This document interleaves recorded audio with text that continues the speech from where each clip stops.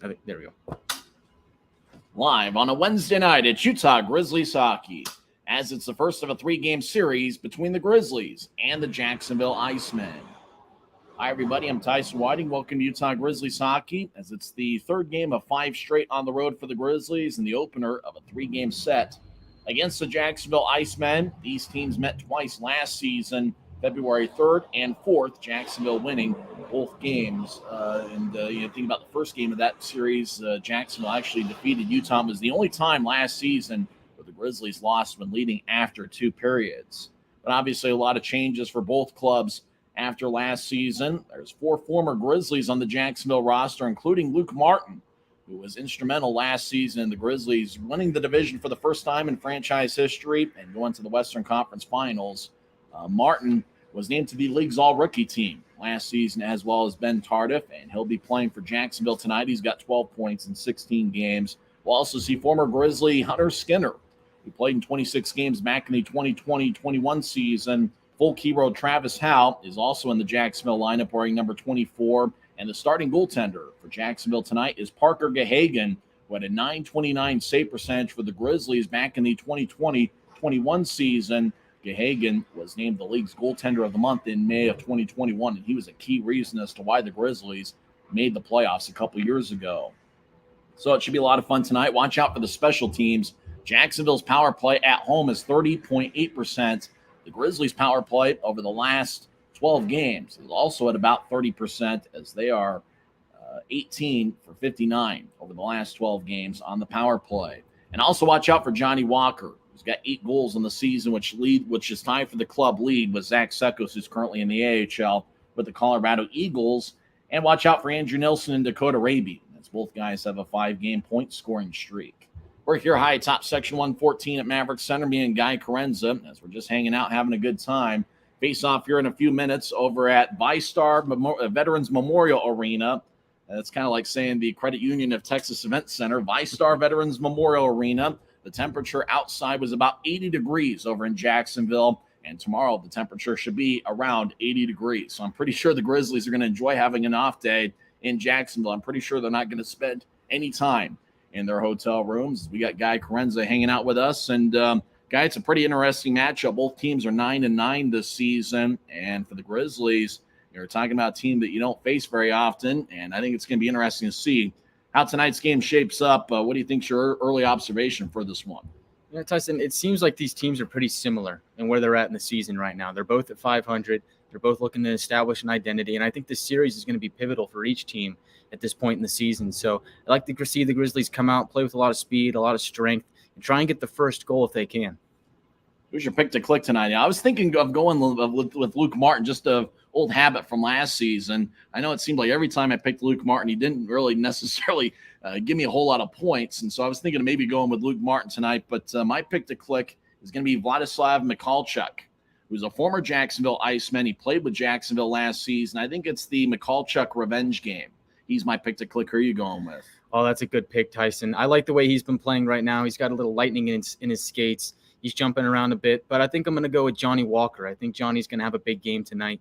He's been playing well over the last couple of weeks. He's found his scoring touch, and I expect that to continue here in Jacksonville. Lightning in his skates. That's the way to describe Johnny Walker, as well as Dakota Raby, who's got a point in 5 straight games. It'll be interesting to see what happens tonight. It's the Grizzlies and the Icemen. We'll have the starting lineups and face-off coming up next, as we're in business on a Wednesday night, and you're listening to the Utah Grizzlies pregame show presented by America First Credit Union. If you're out driving and something happens to your car, truck, or even wheelchair, and you end up stuck at a rail crossing, it's going to be okay. Don't panic. Here's what you do. Get out if you can and look for this blue sign on the metal pole. Call the number on the blue sign, and when they answer, tell them the crossing number. The number is right here. This tells them the exact location of the crossing. This is the fastest way to get trains stopped before coming through the crossing. Look for the blue. It helps you.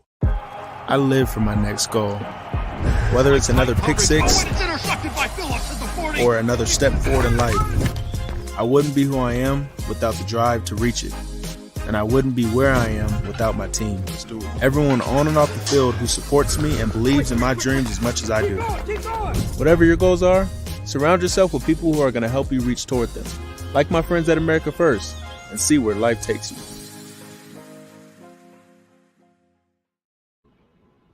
Welcome back to Grizzlies Hockey. I'm Tyson Whiting here with Guy Carenza. We're at Maverick Center. The Grizzlies are over in Jacksonville, Florida. We'll be watching on the Flow Sports feed as face-off looks like it's in about 8 minutes from now.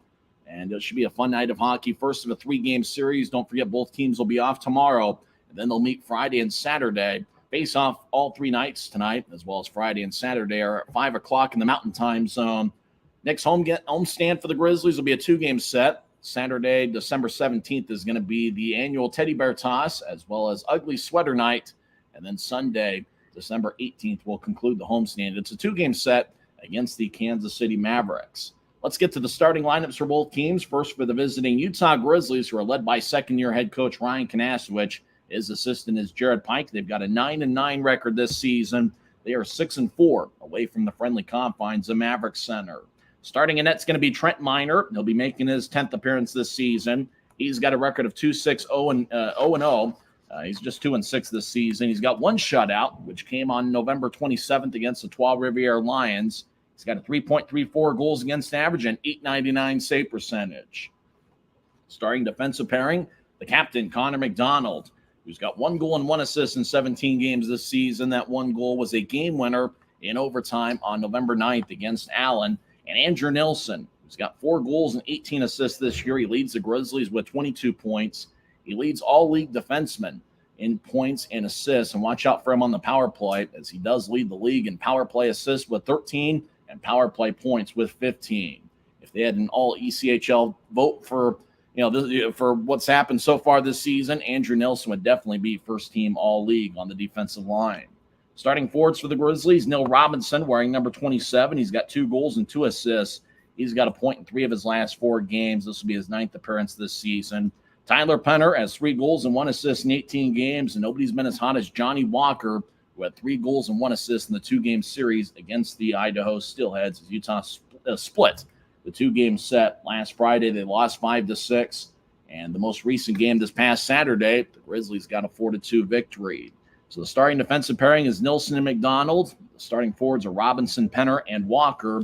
Grizzlies are going with 11 forwards and 6 defensemen tonight. We'll also see Bryson Martin, Kyle Pouncey, Aaron Tho, and Corey Thomas. That's the other 4 defensemen for the Grizzlies. The scratches among the defensemen are James Shearer and Victor Bartley.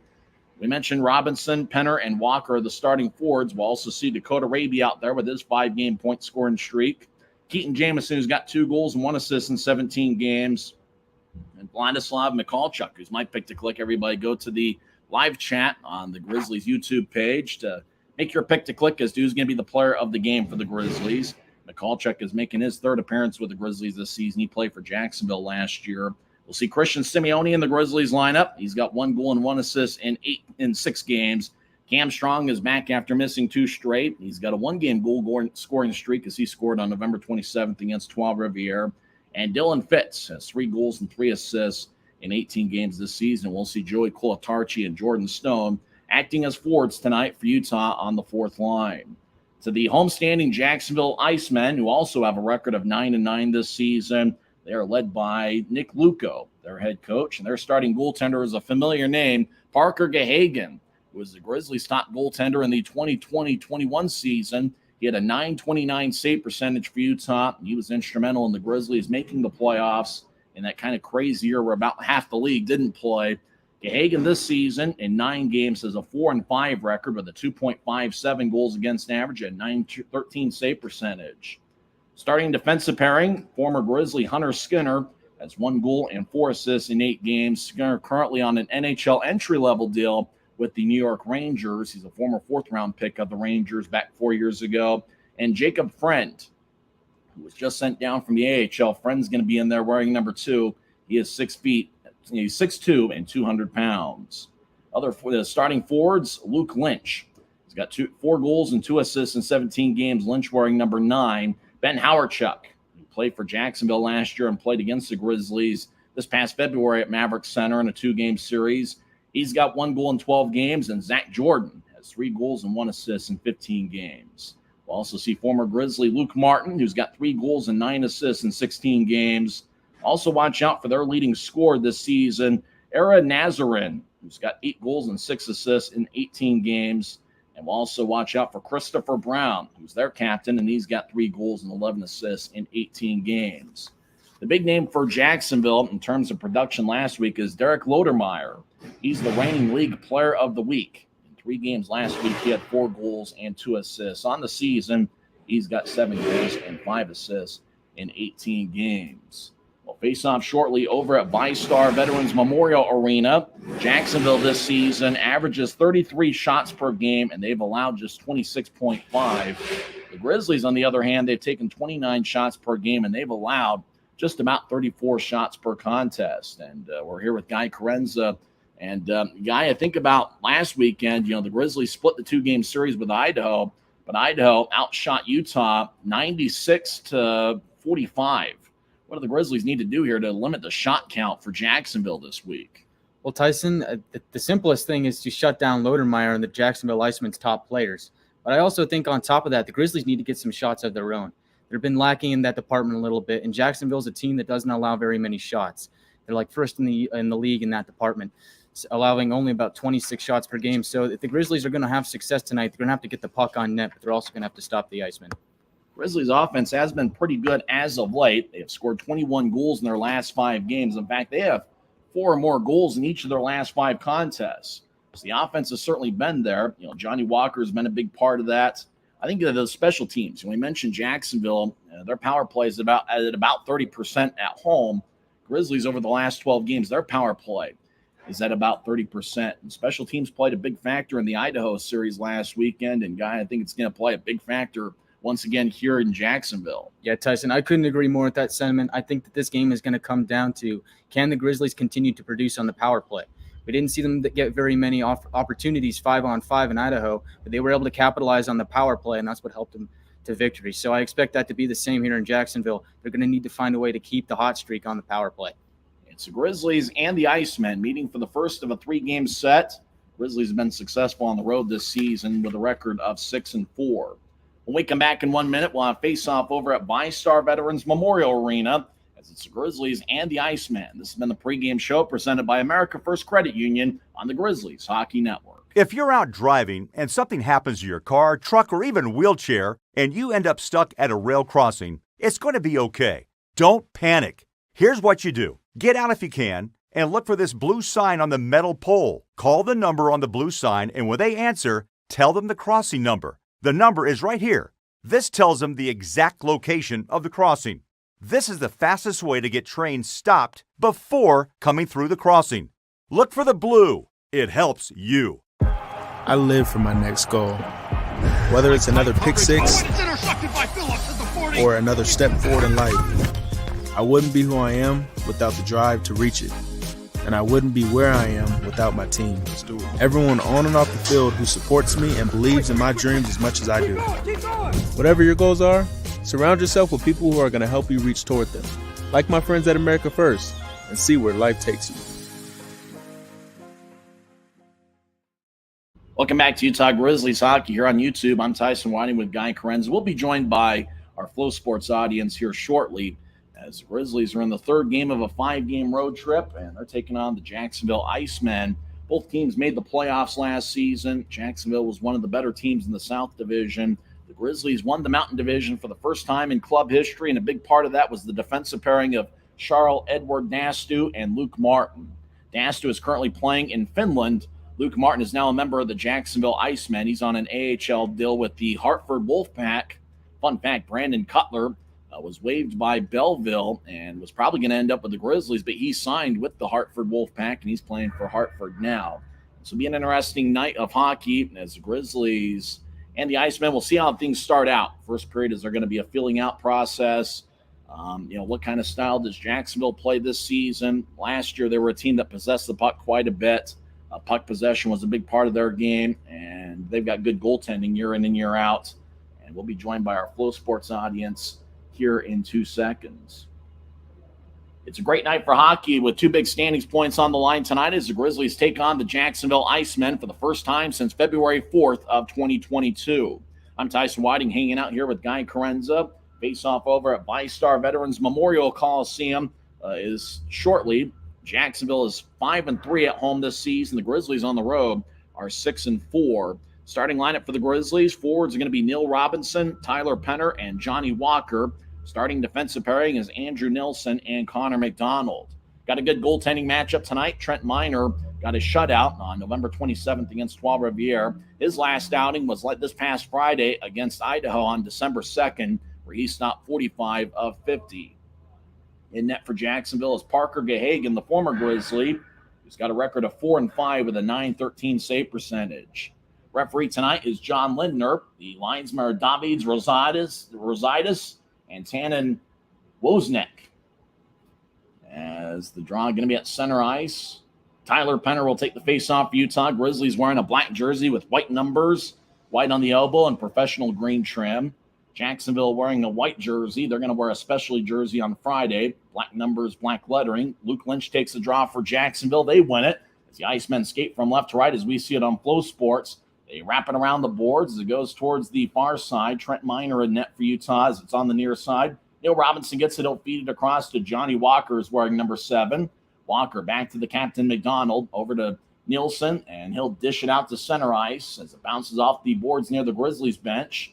Penner dumps it in from center ice. Robinson chasing after it. Gahagan tosses to the near corner. Robinson knocks down Hunter Skinner, tries to feed it out in front for Nielsen. He gets cut off as the Grizzlies throw it along the near wall. Skinner wearing number 3 over in the corner, the former Grizzly. He was 19 years old when he played for Utah. Now left point Nielsen with a shot that goes wide. Puck rolls along the far wing boards. Utah chasing after it. And icing is waved off as skating over there is number 19, Zach Jordan. He's got 3 goals this season. Now towards the right side and spins back to Kyle Pouncey. He'll feed it towards the far side. Grizzlies getting out to center. Bouncing puck near the Grizzlies bench as Keaton Jamison gets pushed along the boards. Now taken back by McCallchuck. He'll dump it in. He's used to the surroundings there. He played for Jacksonville last year. Icemen get it over to Luke Martin. Last year for the Grizzlies was wearing number 40. He's number 7 for Jacksonville. Actually, I think he was number 44 for the Grizzlies. Right point, Martin shot. Saved by Miner. And Trent holds on. 18:41 left in the first. The first shot taken by Jacksonville was the former Grizzly, Luke Martin. Draw's going to be in the Grizzly zone. We mentioned the shot count during the pregame show. Utah allowed 96 shots in 2 games last weekend against Idaho. Jacksonville averages 33 shots per game. Icemen win the draw, and they get it over to Martin wearing number 7. He'll feed it to the near corner. The only guy there was a Grizzly. Pass ahead towards center ice. Bouncing puck, Cam Strong at center. He gets it taken away. Jacksonville drives it back in, 1.5 minutes in. Minder behind his net will dish it off the glass. Hit a stanchion and goes out of play. No delay of game. The faceoff's going to be in the right circle of the Grizzlies zone as we're just underway. So pull up a chair and enjoy a little bit of Wednesday with us. A rare 5 o'clock Wednesday game. I kind of like the fact that this game is going to end at about 7:30.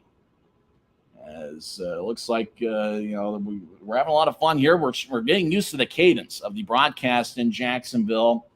As taking the draw for the Icemen is Tim Theochartis. Actually, it's Brendan Harris, number 83, as the Icemen. Travis Howe, the former Grizzly, gets it over in the right corner.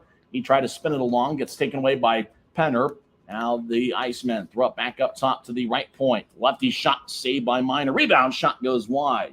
The shot was taken by Jacob Panetta, and the rebound out in front was by Howachuk, who fired it wide. Puck ends up deep in the Jacksonville zone. They skate around the net. Icemen out to neutralize. They cross center, skating from left to right as we see it on Flow Sports. Puck rolls along the boards. Trent Miner gets it poked away. Harris around the net, and he fakes to the left point. Now he feeds to the left point. Lefty shot on it goes wide. That shot was taken by Tim Theochartis as Hal in the corner gets it taken away. Nielsen gets it, and he gets chased by Harris. Nielsen will drive it out of the zone at center ice. It's gathered by Jacob Hamaker of Jacksonville. As the Icemen re-enter the zone from the right side. Harris over in the corner being shadowed by Bryson Martin. Harris gets nudged down along the left side on the official call the penalty. As the Icemen, left side, they skate around Miner's net. They feed it to Martin on the right side. It goes past him and out of the zone, and the Icemen back in their own zone, a delayed penalty that's going to be called on Bryson Martin. As Luke Martin will feed it over to the left side, dump it in, and looks like it's going to be icing on the Icemen. 17:06 left in the first as Bryson Martin goes to the Rogers and Russell Legal Solutions holding cell. Have you or someone you know been charged with a DUI? Rogers and Russell is Utah's DUI defense firm. Consequences for driving under the influence in Utah are serious, and you need great attorneys on your first line. Look for a letter in the mail from Rogers and Russell inviting you to schedule a free consultation. Don't throw away or disregard this letter. Call and get Utah's best DUI defense team, Rogers and Russell. Martin is in the box for 2 minutes as Jacksonville wins the faceoff over to the left side as the Iceman left circle, righty shot, and they score. As 8 seconds into the power play, Jacksonville, who averages 30.8% on the power play, has scored, and that's the former Grizzly Hunter Skinner, who fired away from the left side and skates to the bench first. Skinner gets his second of the season as the Icemen. It didn't take him long on the power play to connect. As Skinner was over on the left side, just outside the circle, fired a quick wrist shot and just got past Trent Miner over his right shoulder. It looked like an Iceman, Zach Jordan, was out in front of the net, but he didn't get a piece of it. And it was a clean goal by Hunter Skinner, his second of the year. As the Icemen win the faceoff, leading 1-0. Skinner will throw it to the right side. Jacksonville chases after it deep in the Grizzlies zone as Jacob Hammaker over there as well. And the puck ends up back to the left point. Shot goes wide off the boards as Jacksonville will feed it out to the left circle. The only guy there was a Grizzly and Dylan Fitz.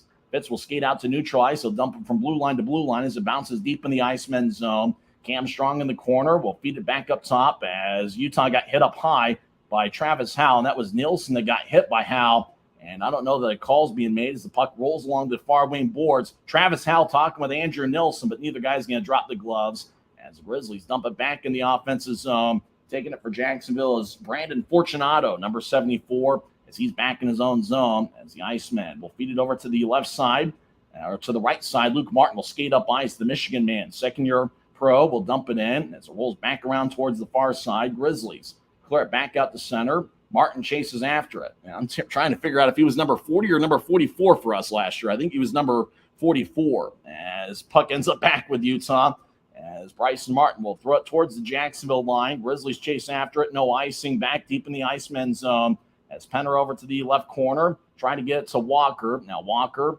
throws it up top for Nielsen or for Martin. He'll take a shot that goes wide. 4.5 minutes in, Jacksonville leads 1-0. Pouncey on the right side gets it back to the right corner as getting spun around as Penner. Walker over towards the goal line gets it poked away. Jacksonville will carry it out of the zone themselves. 3-on-3, they cross center ice. Now they gain the line. Left side, shot. That one goes high. They tried to go up high on Trent Miner again. The puck ends up in the right side.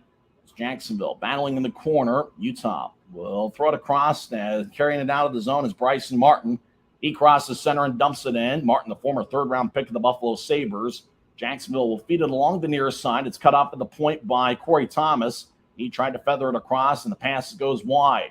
Now Jacksonville, 2-on-1. They'll throw it to the slot. Righty shot, saved by Miner. Rebound goes out towards the near side. That shot was taken by Christopher Brown. Now the Grizzlies pass the center ice, bounces off a body, and that was Martin. Now to the right side, righty shot, and that one goes wide. Gahagan might have gotten a piece of it as it goes out of play. With 14:35 left in the first, Jacksonville leads 1-0 as Hunter Skinner scored 3:02 in with the assist going to Luke Martin and Derek Lodermeyer. Draw is going to be in the Jacksonville zone with former Grizzly goaltender Parker Gahagan. He was the league's goaltender of the month in May of 2021. Remember, the regular season that year ended in early June. And he was a key reason as to why the Grizzlies made the playoffs that year. Grizzlies win the draw. Nielsen over to the left side, feeds it around the boards. It goes to the far corner. Jacksonville gets it, and they skate from left to right here in the period. Turnover over in the slot. Grizzlies tried to feather it out in front. Gets poked away. McCallchuck battling, but Jacksonville takes the puck, and they'll throw it out to center ice. Icemen carried into the offensive zone from the left wing as they skate towards the corner. Connor McDonald delivers a hit, and battling over is number 22, Aaron Narzian. And it goes back to center ice. Jacksonville will feed it off the near wing boards. And now it's off the screen as Grizzlies skate around the net. Connor McDonald over to the far side. Gets poked away by Howe as it rolls back to Andrew Nielsen. Nielsen over on the near side, battling with Lodermeyer. And it goes out to center ice. Taken back by Jacksonville as the Icemen will carry it back in. Howe to the right side near the boards. Will dump it off the wall as he's battling with Simeone, the other number 24. Now Utah gets it. Grizzlies skate from right to left, looking for Simeone, passes wide. And the Icemen dump it back in. Looks like it's going to be icing, and it is with 13:29 left in the first. Jacksonville's outshot Utah 4-1. First of a 3-game series. Both teams will have tomorrow off. Friday night, 4:50 pregame show, about 5:05 for the face-off. It's the first time the Grizzlies have been in Jacksonville in recent memory. As the Grizzlies, we're still trying to figure out kind of the cadence of this video feed that we got here on Flow Sports. Draw is won by Jacksonville as they skate from left to right. Iceman wearing a white jersey tonight, gets it taken away in the right point. Now another Iceman gets it. They cross center ice. They don't have numbers. As the Icemen step over the offensive line, skate towards the left circle, but Utah takes it away. Simeone he throws it ahead looking for Cam Strong, who chases after it, and it's taken back by the Icemen. They get tripped up over in the near corner. Did the official spot it? No, he didn't. As it goes out to center ice, Corey Thomas battles. He overskates the puck. As Lynch will bounce it off the boards for Zach Jordan, who skates around the net. He gets to the left circle. Jacksonville goes down as the puck goes to the point. As the Icemen skate towards their right, take a righty shot that gets blocked. Grizzlies gather it, and they'll carry it out towards center ice. They feed it off the near wing boards. Chasing after it and getting it is Aaron Tho. Tho, number 28, will fire a shot that goes wide as it rolls back to the right corner. Battling's Johnny Walker. He gets it. He'll drop it off. Righty shot goes wide. Taken by Martin. He'll spin it back to the right corner as Walker gets hit. Now righty shot kick saved by Gahagan. Rebound left side. Martin with a shot. Gahagan makes the save. And the puck's still in play as Jacksonville will throw it out to center ice. Icemen from the left wing dump it in as they make a line change. 12:15 and counting left in the first. Jacksonville leads 1-0 on a power play goal by former Grizzly Hunter Skinner. And the puck dumps into the Jacksonville zone. Icemen chase after it. They've outshot the Grizzlies 4-2 so far. Icemen at neutral ice get it taken away. Grizzlies skate towards the right circle. Righty shot saved by Gahagan. That was taken by, I believe, Johnny Walker. As Jacksonville crosses into the offensive zone, 3-on-3. Iceman, Lodermeyer feeds it out, a backhand pass out in front, and it goes wide. It's off the end wall. Grizzlies will carry it out to center ice. Raby feeds it across, and he was looking for McCallchuck, who had to skate over there. Now McCallchuck out in front of the net. Right wing shot, saved by Gahagan. He holds on with 11:35 left in the first. Timeout on the ice will take one as well. Hunter Skinner scored 3 minutes in as the Icemen lead the Grizzlies 1-0.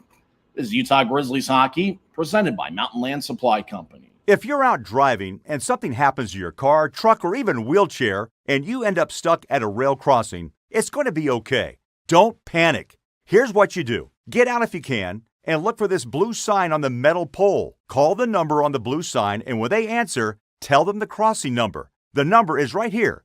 This tells them the exact location of the crossing.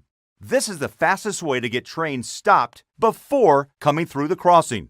Look for the blue. It helps you. I live for my next goal.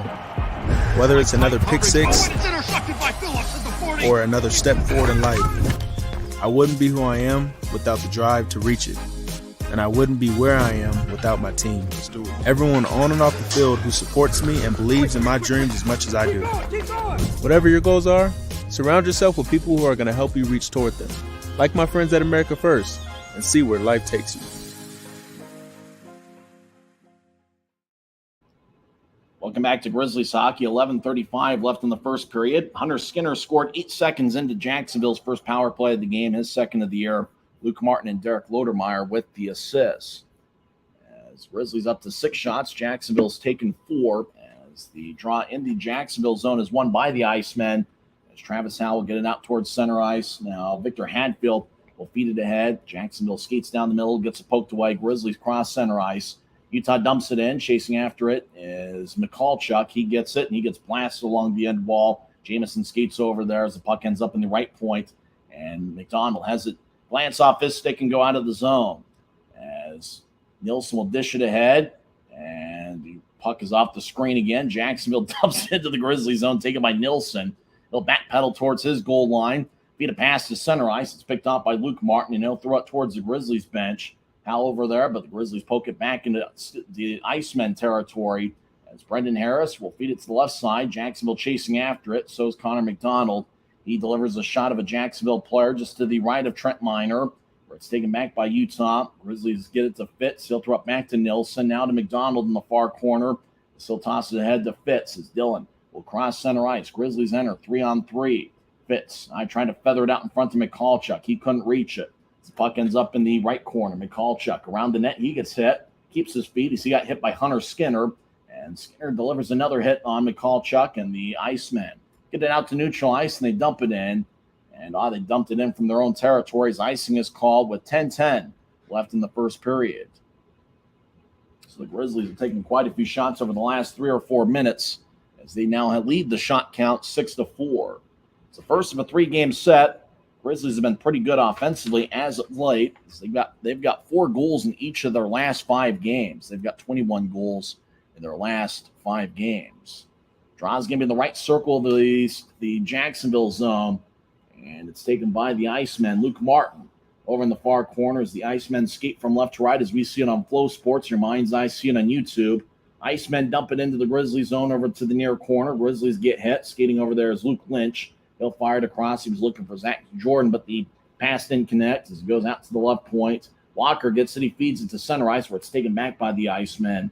Jacksonville looks like they possess the puck quite a bit, and they'll get it out to center ice off of Lynch's stick and on to Trent Miner, who has to cover up in the crease. And it looks like the draw is going to be in the Jacksonville zone as we get a whistle with 9:40 left in the first period. Era Nazarene is somebody to watch out for. He's on the ice now wearing number 22. He's got 8 goals and 6 assists in 18 games. For both clubs, it's their 19th game of the season. Both teams are 9-9 on the campaign. Derek Lodermeyer taking the face-off. He's the reigning league player of the week. He'll go up against Tyler Penner. Penner wins the draw. Aaron Thoe skates around his net over to Colatarchi. Cola gets a pass. Luke Martin, they were teammates last season with Utah. Jacksonville has it again, though, and they'll feed it out to center ice. Icemen try to dump it in as Colatarchi delivers a hit, and the Icemen try to carry it into the Grizzly zone, and offsides the call with 9:25 left in the first. Colatarchi and Jordan Stone, normally defensemen by trade, but Colatarchi's played about as much forward, if not more time at forward than he has as a defenseman with the Grizzlies, and Jordan Stone also acting as a forward. We'll come back in 30 seconds as Jacksonville leads 1-0 on the Grizzlies Hockey Network.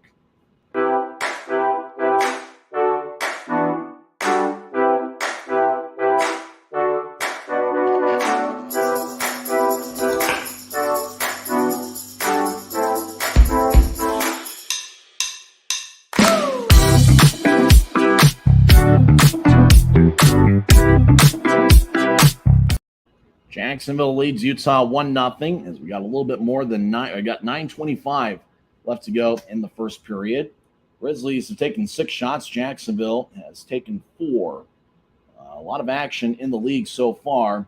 One game has gone final. Kalamazoo defeated Toledo 6-1. Just starting out the third period, Iowa leads Newfoundland 3-2.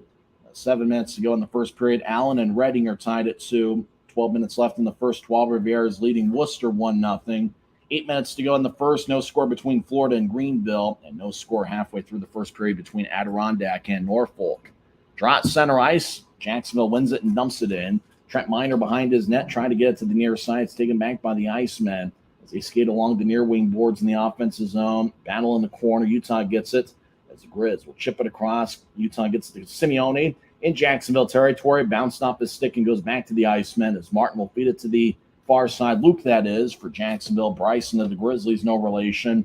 Luke Martin, the Michigan man, last year was with the Grizzlies and was on their top defensive line with Dastu. As the Icemen dump it into the left side, Grizzlies chase after it. They get it ahead to Fitz. He'll nudge it to center ice where it's retaken by the Icemen, who feed it off the near wing boards at center ice. Grizzlies, Bryson Martin dumps it back in as it rolls back around deep into the Jacksonville zone. Icemen skating from left to right. Travis Howell, the former Grizzly, gets to center ice and nudges ahead. Now Howell gets it back, but the Icemen are offside with 9:25 left in the first. Guy and I had mentioned it was interesting to keep an eye on the shot count because the shot count, for the Grizzlies, they allowed 96 shots in the first 2 games. Jacksonville took 4 shots pretty early, but the Grizzlies haven't allowed much since. As Utah wins the draw, it was Keaton Jamison winning the face-off as Andrew Nilsson along the near side gets it ahead. It's Grizzlies. Michalchuk gets to center ice and dumps it in. Puck bounced off the near wall and on to Parker Gahagan, who covers up in the crease. Draw's going to be in the Jacksonville zone. Well, we don't know how much time there is because it looks like we're stuck at 9 minutes and 25 seconds according to the score bug. So there's probably about 8.5 minutes left in the first period. As Grizzlies continue to battle here in the first of a 3-game set. Jamison's going to take the face-off against Brendan Harris, who's got 2 goals and 9 assists in 18 games and a +2 rating. Jacksonville wins the face-off as Travis Howe from the right wing dumps it ahead towards Tim Theochartis. Theochartis around the boards wearing number 23, gets it back to the left point. McCallchuck takes it for Utah. He'll get to the left wing for Raby. Raby enters the zone, gets it poked away. Now he regathers it. Now he got poked away again to center ice, and Jacksonville gets the puck. 3-on-3, they enter the zone and dump it into the corner. Grizzlies gather it. Harris battling with Corey Thomas. Puck rolls towards Minor, and he covers up as he'll make the save with maybe a little more than 7 minutes left in the first period. We're not sure how much time there is left in the first, as out there on the ice is Luca Henelt. He's wearing number 28, 2 goals and 3 assists in 15 games. Fortunato talking things with Luke Lynch. Lynch will take the face-off for Jacksonville against Tyler Penner. Howard Chuck to Lynch's right. Utah wins the draw. They'll bounce it off the near board. 7:45 left in the first as Jacksonville dancing around in the right point. As Fortunato gets it back to Henelt. And now Jacksonville feeds it to the slot. Utah picks it off. As they get it to Corey Harris, who chases into the offensive zone over in the corner as he gets hit by Henelt. And Thomas will vacate the corner. Grizzlies throw it up top to the left point. Utah tried to get it back to the corner, and Jacksonville picks it off. Icemen cross center ice, 3-on-2 potentially, but they dump it in instead. As Thomas to the right side gets blasted. Aaron Tho behind his net gets it back to Thomas. Trying to get it back to Tho. It hit off of Lynch. And now the Grizzlies throw it to the high slot. Jacksonville keeps it in. Fortunato tried to feed the right circle, and Utah picked it off. Rink wide pass. Grizzlies have a 3-on-2. Utah skates to the right circle. Shot. Save. Rebound shot. And that one goes wide. Walker took the initial shot, and the puck ends up going to Jacksonville, who carries it out from the right wing to center ice. Now Jacksonville skates in towards their left. They drop it off for Brown. Brown skates in. Couldn't get a shot off. Now he bounces off the Grizzly. Utah along the near side. Overskates the puck. Now right circle. Lefty shot. That one goes wide. That was taken by Lodermeyer. It rolls back left wing. Shot is blocked. Down the corner. Jacksonville skates along the goal line. Now they try to chip it out in front, and it goes to the right corner. As Grizzlies battle along the near wall. Jacksonville gets it. Lodermeyer will drop it off for Skinner. Right wing shot. Saved by Minor. Trent holds on with 6:17 left in the first. Hunter Skinner's already got a goal tonight. He scored a power play tally, 3:02 in, with Luke Martin and Derek Lodermeyer getting the assists. Next home game for the Grizzlies will be on Saturday, December 17th. It's going to be the annual Teddy Bear Toss, and it's also Ugly Sweater Night. The Grizzlies wearing ugly sweater-themed jerseys for the occasion. So that should be a lot of fun. That's Saturday, December 17th. 6:14 left in the first. Grizzlies win the face-off. They throw it to center ice. Utah tried to dump it into the corner, and Jamison gets hit. Raby over there. Now Jamison tried to gather it. It goes to the left point. Nielsen goes up top to McCallchuck. Now to the right side. McDonald with a shot that goes wide. Less than 6 minutes left in the first period. And the Icemen clear it back to center ice. Brendan Harris will feed it across as both teams spread the ice. Grizzlies get a couple new skaters as Jacksonville crosses center. Dumps it on to Minor, who covers up Travis Howe skating over him. As Andrew Nilsson and Travis Howe, both guys about similar size, look at each other. And Howe will skate towards the bench. Earlier in the first period, Travis Howe and Andrew Nilsson exchanged a couple words after it looked like one of them got hit up high. And who knows, maybe sometime during this series, Andrew Nilsson and Travis Howe will get quite familiar with each other. I know Grizzlies fans that have been around for quite a while are familiar with Travis Howe. He was a cult hero pretty much when he was with Utah for 2 years, back in the 2016-2017 season, and then back in the 2017-2018 campaign. 5:45 is left in the first period. We're hanging out with Guy Carenzi here in Section 114 at Maverick Center. Guy, what have you noticed here early on in this game? Tyson, I've noticed that while the Grizzlies are leading the shot count by 1, Jacksonville is winning in the faceoff department. So I think a key to this game is the Grizzlies getting possession off of faceoffs. Yeah, the faceoff battle's certainly going to be critical. And sometimes when you have teams playing each other for the first time, you have that filling out process. And it looks like tonight there's that filling out process, and both teams not really sure what the other can do, on offense, defense, how big they are, how fast they are. It almost seems like a lot of information is being gathered on both benches. Yeah, of course. I think you're right with that feeling out process. And like we said, the faceoffs, Jacksonville wins a faceoff on that power play, quick shot, and it's a 1-0 game. Jacksonville in the offensive zone wins the faceoff. They spin it along towards the near wing boards as Luke Martin battling in the corner. Andrew Nilsson over there as well. Utah delivers ahead as Jacksonville over in the far corner feeds it up top. Icemen left wing, shot, stick saved by Minor. Rebound goes out towards the far side. Jacksonville tries to get it out in front to Lynch, and the pass goes wide. Grizzlies throw it out to Johnny Walker at neutral ice. Walker crosses center on the near side and dumps it in. Parker Gahagan behind his net will cut it off as the Icemen skate from left to right as we see it on Flow Sports. In your mind's eye, see it on YouTube. Jacksonville ices the puck as the whistle blows with 5:09 left in the first period. I know there's a lot of sports and entertainment options out there. We appreciate you choosing the Grizzlies tonight on this Wednesday evening. Don't forget, both teams will be off tomorrow. And Friday will be the second game of this 3-game set. 4:50 pregame show, 5:05 face-off. And we might be in the lobby at Maverick Center in the Grizzlies office calling that game. Guy Krenz and I. It's over in the left circles, the face-off in the Jacksonville zone. Taking it is Cam Strong, but it's won by Jacksonville's Luke Lynch. As Jacksonville skates around their own net, and they'll get it to center ice and dump it in.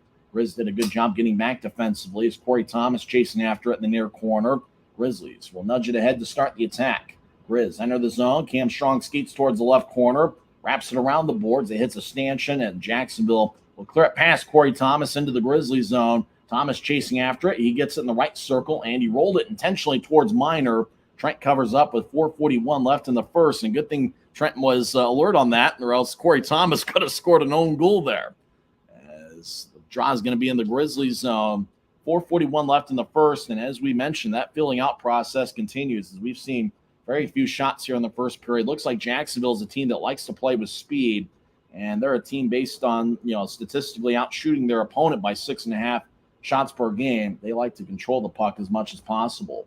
Lodermeyer will take the face off, but it's won by the Grizz as Utah skating from right to left. Dakota Raby, with his amazing speed, crosses into the offensive zone. He gets it poked away by his college teammate, or actually it was Hunter Skinner. Raby was a college teammate at Michigan's with Luke Martin. As the Icemen throw it out towards center ice and they dump it in. Now the Icemen skate into the right circle.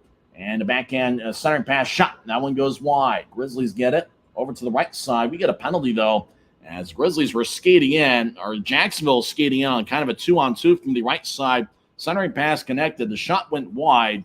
It looks like a penalty is going to be called, and I imagine it's going to be on the Grizzlies. 4:16 left in the first. Jacksonville already 1-for-1 on the power play.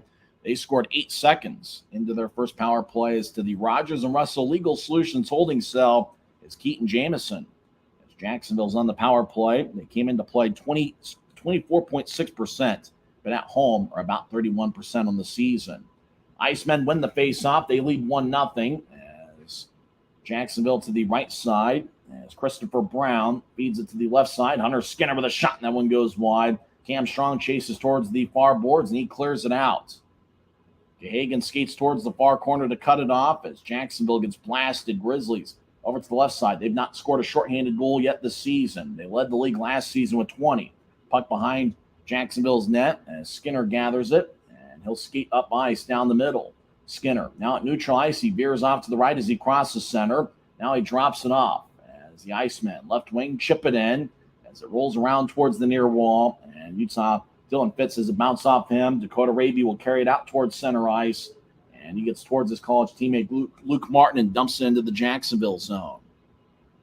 Now Martin gets it. He skates down the middle. Now he crosses center, and he'll throw a right wing pass. Pass connects. Jacksonville skates towards the right circle. Shot! Saved by Minor. Puck still in play as Trent tried to cover it up. Skinner nudges towards the far side. Grizzlies clear it out. Good effort by Utah as they throw it all the way towards Parker Gahagan. He's wearing number 31. Gahagan played at Army. He's an Army graduate. As the Icemen make a line change late in the first period, so too the Grizzlies. Jacksonville leads 1-0 as they cross center ice. Now they enter the zone. Jacksonville slowly skates towards the near corner. Now the Icemen get it up top for Luca Henalt. Now to the left side, looking for a centering pass. Shot save. Rebound shot. Saved by Minor. Puck still in play along the far side. The Grizzlies try to clear it out. It stays in. As Jacksonville will feed it to the far corner. Now the Icemen will get it back up top to the left point. Now across. As Fortunato will feed it to the right side. As Henault gets it back to the left circle for Harris. Harris dancing around the left circle, skeets towards the middle. And I tried to nudge it out in front. Grizzlies poke it away. Grizzlies back at even strength. Joining the play is Keaton Jamison. He takes the puck at neutral ice, crosses center. He'll feed it across. Grizzlies get it to Penner. Tyler tried to shovel it to his right and lost the puck. 2 minutes left in the first. Jacksonville leads 1-0. Hunter Skinner scored 3 minutes in. As the Icemen try to get it back towards the far side, Utah took it away. Grizz get it ahead looking for Robinson. That pass didn't connect as the Icemen get the center ice in the left wing, tried to drive it in. It bounced off a body. Puck stays towards the Grizzlies bench. Utah nudges ahead. Grizzlies get around a skater towards the right circle and take a shot. That one goes wide. That was Johnny Walker, who's been outstanding. And we get a whistle as the puck might have exited play with 1:40 left in the first. Like Walker's made some really nice moves with the puck, and you think about a guy that's got 8 goals this season, which is tied for the club lead. Johnny Walker's shooting percentage is outstanding this year. He came into play with a 25% shooting percentage, 8 goals on 32 shots. Make sure to follow the Grizzlies on Facebook, Twitter, Instagram, and TikTok, as well as Snapchat. I'm on Twitter at Tyson on Sports. Draws in the right circle, and it's won by the Icemen. And they try to clear the zone. It goes out of play. It got deflected, so no delay of game as the draw is going to stay in the Jacksonville zone. Utah's taken 6 shots, but it's been quite a while since they fired away on Parker Gahagan. Jacksonville is up to 8 shots on goal.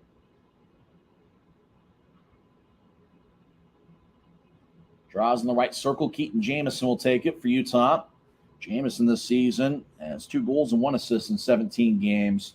Derek Lodermeyer taking the draw for Jacksonville, the reigning league player of the week. Draw won by the Icemen, and they'll try to throw it to Howell. It goes past him. Utah with a shot that gets blocked. Now left wing Raby with a shot saved by Gahagan.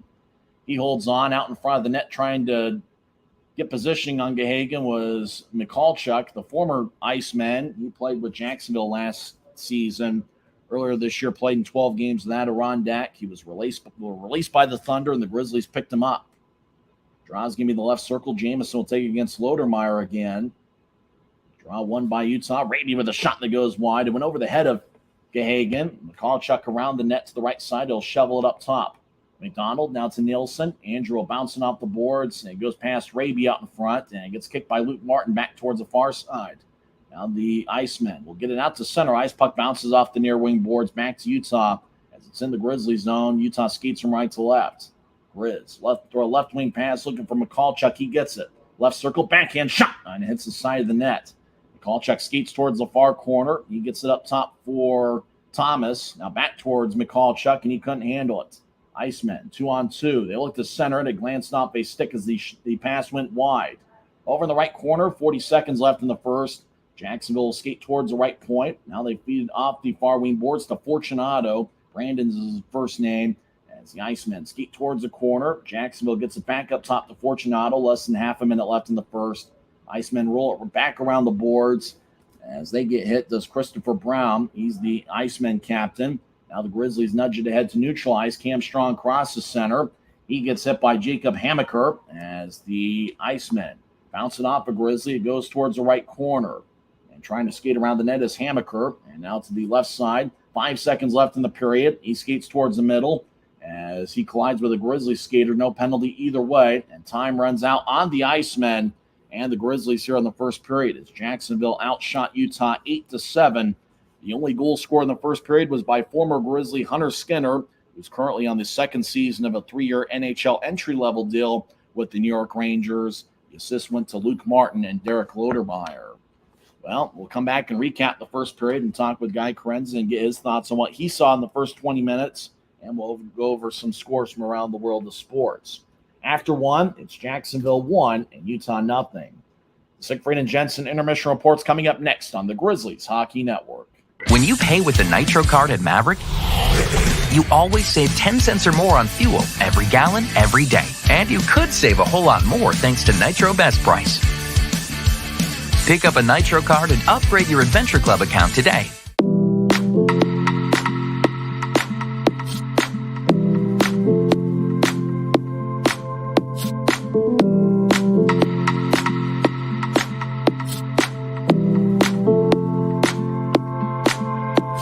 I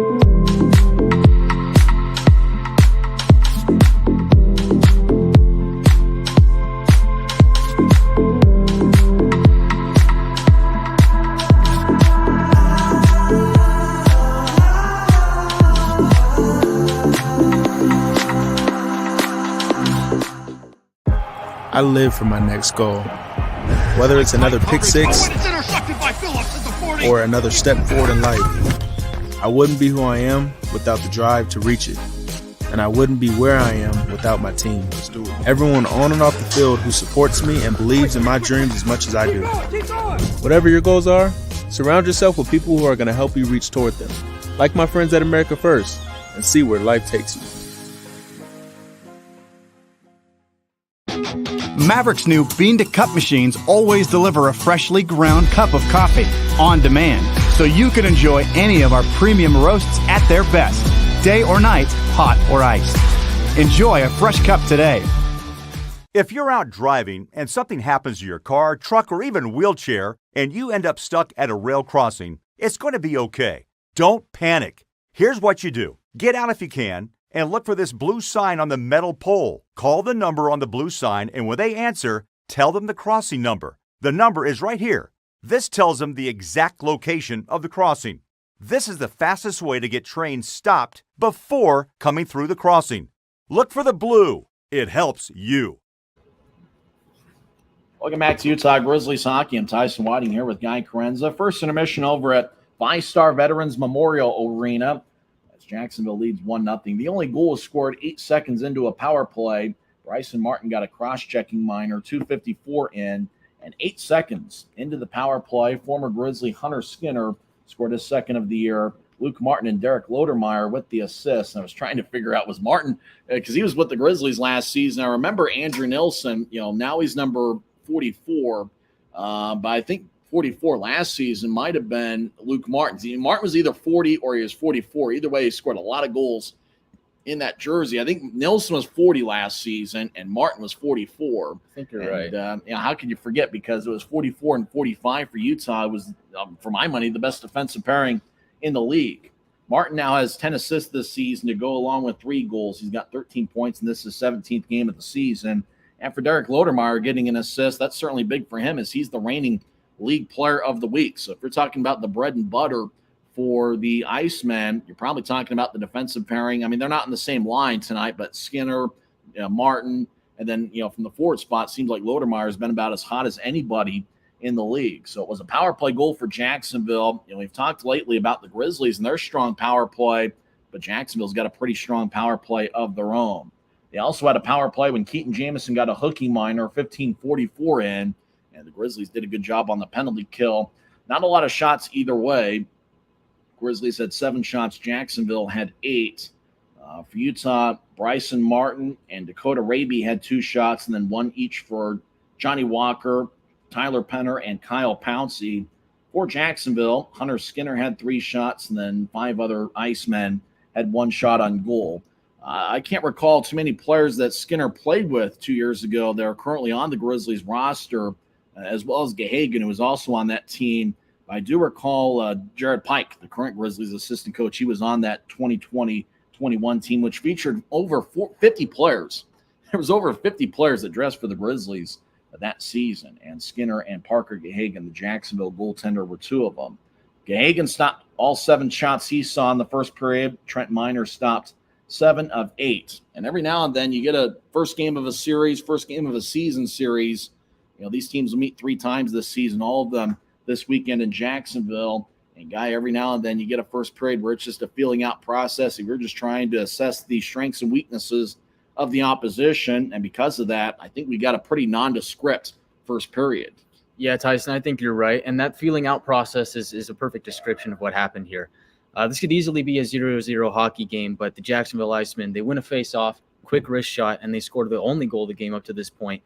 And we talk about Jacksonville's power play coming into this game. They're a very strong unit, the best in the league right now. So it figures that they score on the power play. But the Grizzlies also themselves have a really strong unit that we've yet to see. So I think that when the Grizzlies do go on the power play in this game, they got to make the most of it and capitalize on that opportunity. It's kind of what we were talking about last Saturday in the first intermission. It'd be like the Grizzlies would be fine if they can find a way to get some power plays. Utah has not been on the power play yet. And you think about over the last 12 games, Utah is 18 for 59 on the power play, which is about 30%, which is what Jacksonville averages on the power play at home this season coming into play. So special teams, which played a big factor in the Idaho series, looks like it's going to play a big factor once again in the 3-game set against the Jacksonville Icemen. Parker Gahagan's going to be tough to beat. We saw that a couple years ago when he was with the Grizzlies, and even last season when he was playing elsewhere. And he's one of those goaltenders that you're going to have to get out in front of the net. You're going to have to get, he's not going to allow many rebounds, but if he does, you got to be there in the right spot at the right time. Power plays are certainly going to be critical for Utah, when you're going up against a top-flight goaltender like him. And Guy, I think that, over the last 5 games, you think about the Grizzlies scoring 4 goals in each of those last 5. It's guys like Johnny Walker getting out in front of the net. And I think one of the things about this filling out process, the Grizzlies really didn't get settled into the offensive zone enough to kind of get in those right spots where you're going to score goals against a goaltender like Gahagan. Yeah, Tyson, I agree with that. And earlier in the period, you talked about possession. Jacksonville loves to have possession of the puck, and they have possession of the puck for the majority of the period. In fact, they were winning the faceoff battle, and I think the faceoff battle is going to be key in who wins this game. And currently, the Jacksonville Icemen are winning in that department 10-5. I think if the Grizzlies are going to start scoring and win this game, they need to start winning more faceoffs and take possession away from the Icemen. Now, of course, we don't get to see some of the faceoffs here with this video feed. We're trying really hard to get a cadence of this video feed, and it seems like if the puck is not in play, we're not going to see anything. So it's going to be kind of an interesting situation this weekend. We'll go over some scores here in a couple minutes, but I want to personally thank everybody that sent out their condolences to me and my family as yesterday my mother passed away. And I want to thank everybody who sent their well wishes over the last day or so. And, it's just been a tough last 48 hours, but we're just trying to find a way to do the best we can. We're not sure yet when the funeral is going to be, but, we want to thank everybody for their well wishes over the last couple days. Let's get to some scores from around the world of sports. There's no way to transition from that to anything else, but one final in the league. Kalamazoo defeated Toledo 6-1. 5.5 minutes left in the third. Iowa and Newfoundland are tied at 3.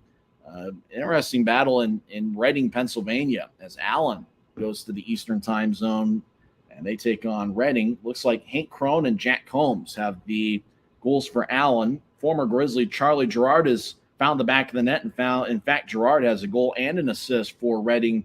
He was a member of the Grizzlies a couple years ago and was teammates with Parker Gahagan and Hunter Skinner. The Grizzlies went through like 50 guys that season. Gerard was one of them, and he's off to a big start for Reading here so far tonight. That game is tied at 2 after 1 period of play. Some other action in the league. First intermission, Trois Rivières leads Worcester 2-0. At Bon Secours Wellness Arena in Greenville, no score between the Everblades and the Swamp Rabbits. First intermission, no score between Adirondack and Norfolk in a battle of heavyweights in the league. And halfway through the first, Wheeling and Cincinnati are scoreless. So all the action in the league taking place in the Eastern time zone, and so you're talking about a lot of games in progress right now. Very few. It looks like the Allen Americans are the only team in the Mountain Time Zone other than the Grizzlies that are in action tonight. NHL, I know that the TNT's got the doubleheader this evening, and it seems like the Buffalo Sabres have been on national TV a little bit as of late. I'm really looking forward to the Winter Classic, which I think is going to take place on January 2nd. First intermission, Philadelphia leads Washington 1-0. Flyers are 9-12-5 this season. Washington is 11-12-4. 6 minutes in, we mentioned the Buffalo Sabres. They've already got 2 goals. They lead Columbus 2-0 in a game on national TV on TNT. That game 7 minutes in. At 6 o'clock, Minnesota is at Calgary. At 7 o'clock, the Boston Bruins are at the Avalanche. Obviously, Colorado is the NHL affiliate of the Grizzlies. And the Avalanche have had so many injuries. You think about all those forwards that the Grizzlies have had that are now in the AHL. 6 forwards and 1 defenseman who have played multiple games for the Grizzlies this season are now in the AHL. And a big reason for why that is because of all the injuries that the Avalanche have had. So they've had to pull a lot from the Eagles, and the Eagles have had to pull a lot from the Grizzlies. And so you think about when an Avalanche player goes down, you think about that that kind of carryover from all the different levels, that does come trickle down to the Grizzlies every now and then, where you end up losing a good player. I mean, you think about last week, losing Zach Sekos and Cameron Wright. A couple weeks ago, losing Taryn Pfizer, and Brandon Cutler still in the AHL. He was with Belleville, and now he's with Hartford, who conveniently enough is the AHL affiliate of Jacksonville. Ben Tardif and Kyle Betts are still in the AHL, and so is Nate Klarman. So you're talking about two full lines worth of good forwards there right now in the AHL that have spent multiple games with the Grizzlies, as well as a dependable defenseman in Nate Klarman. So when you see injuries take place to either the Avalanche or the Eagles, it does carry over and affect the Grizzlies every now and then. At 7:30, the Coyotes are at the Oilers. At 8 o'clock, the second game of the TNT doubleheader is Rangers at the Golden Knights. And at 8:30, the Canucks are at the Sharks. It looks like second period action will begin in about 7 minutes worth of real time. The Grizzlies have been a strong second period team, and we saw that on Saturday night against Idaho where they got some power plays and connected on it. What do the Grizzlies need to do here to have a strong second period against this Jacksonville team? Well, Tyson, we talked about it earlier. The Grizzlies, when they do get their chance on the power play, they need to be ready, and they need to capitalize on opportunity. But like we also talked before, they need to start winning faceoffs, and they need to start getting more possession. With more possession, you're going to be able to start taking more shots and be more of an offensive presence, which I think the Grizzlies have been lacking in so far in this game. So I think the key is to get rolling on offense and start scoring. Grizzlies and the Icemen meeting second intermission. Jacksonville leads 1-0. They outshot the Grizzlies 8-7 in the first period. We'll come back in a couple minutes and have second period action from VyStar Veterans Memorial Arena.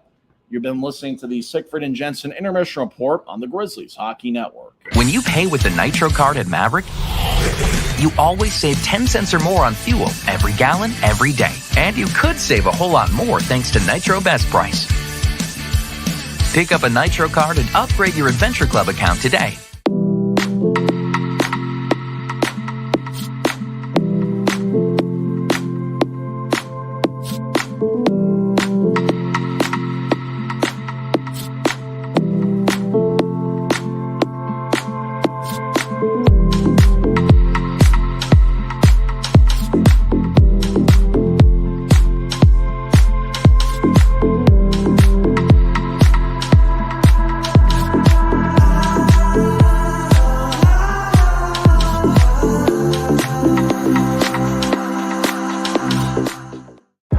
I live for my next goal. Whether it's another pick six or another step forward in life, I wouldn't be who I am without the drive to reach it. And I wouldn't be where I am without my team. Everyone on and off the field who supports me and believes in my dreams as much as I do. Whatever your goals are, surround yourself with people who are going to help you reach toward them. Like my friends at America First, and see where life takes you. Maverick's new bean-to-cup machines always deliver a freshly ground cup of coffee on demand, so you can enjoy any of our premium roasts at their best, day or night, hot or iced. Enjoy a fresh cup today. If you're out driving and something happens to your car, truck, or even wheelchair, and you end up stuck at a rail crossing, it's going to be okay. Don't panic. Here's what you do. Get out if you can, and look for this blue sign on the metal pole. Call the number on the blue sign, and when they answer, tell them the crossing number. The number is right here. This tells them the exact location of the crossing. This is the fastest way to get trains stopped before coming through the crossing.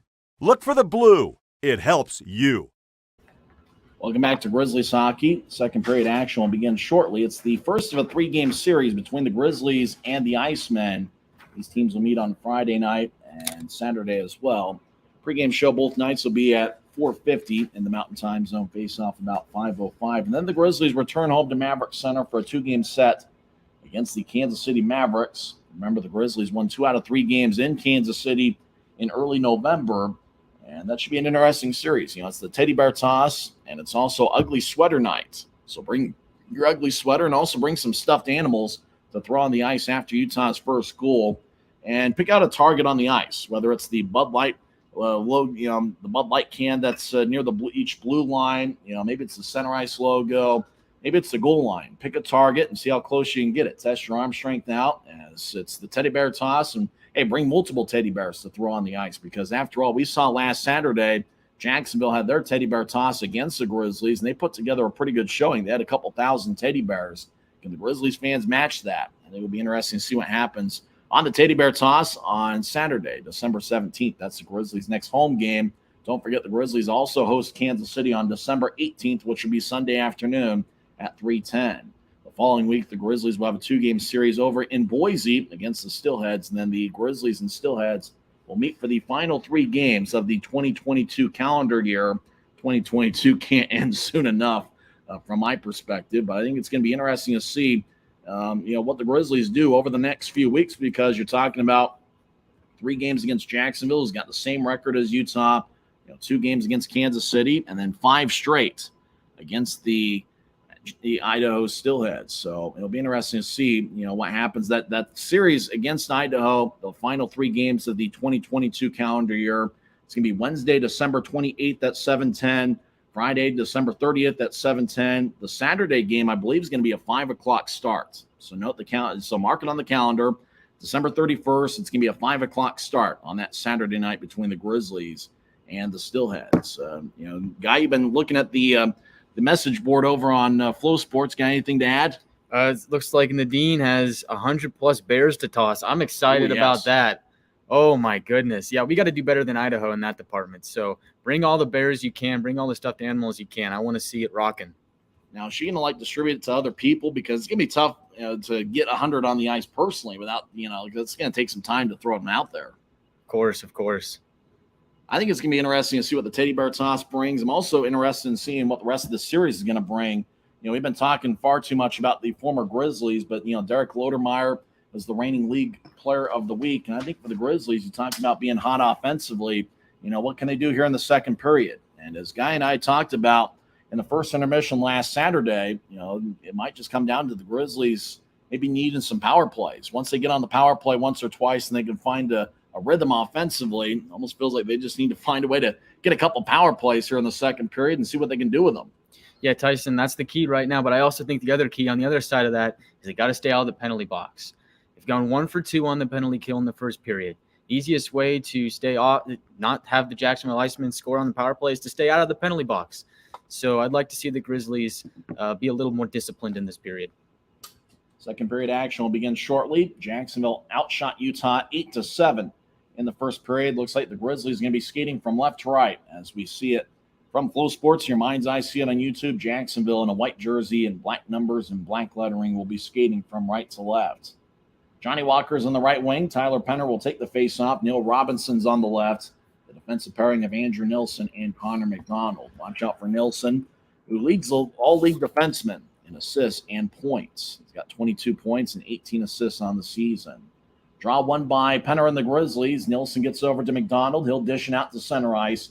And trying to dump it in is Robinson. It bounced off a body as Jacksonville dumps it into the Grizzlies zone. Trent Miner's in net tonight. His backup is Lucas Parikh as it goes ahead to Johnny Walker on the near side. He'll nudge it ahead. Now the Grizzlies enter the zone one-on-one. Robinson right side shot. Saved by Gahagan.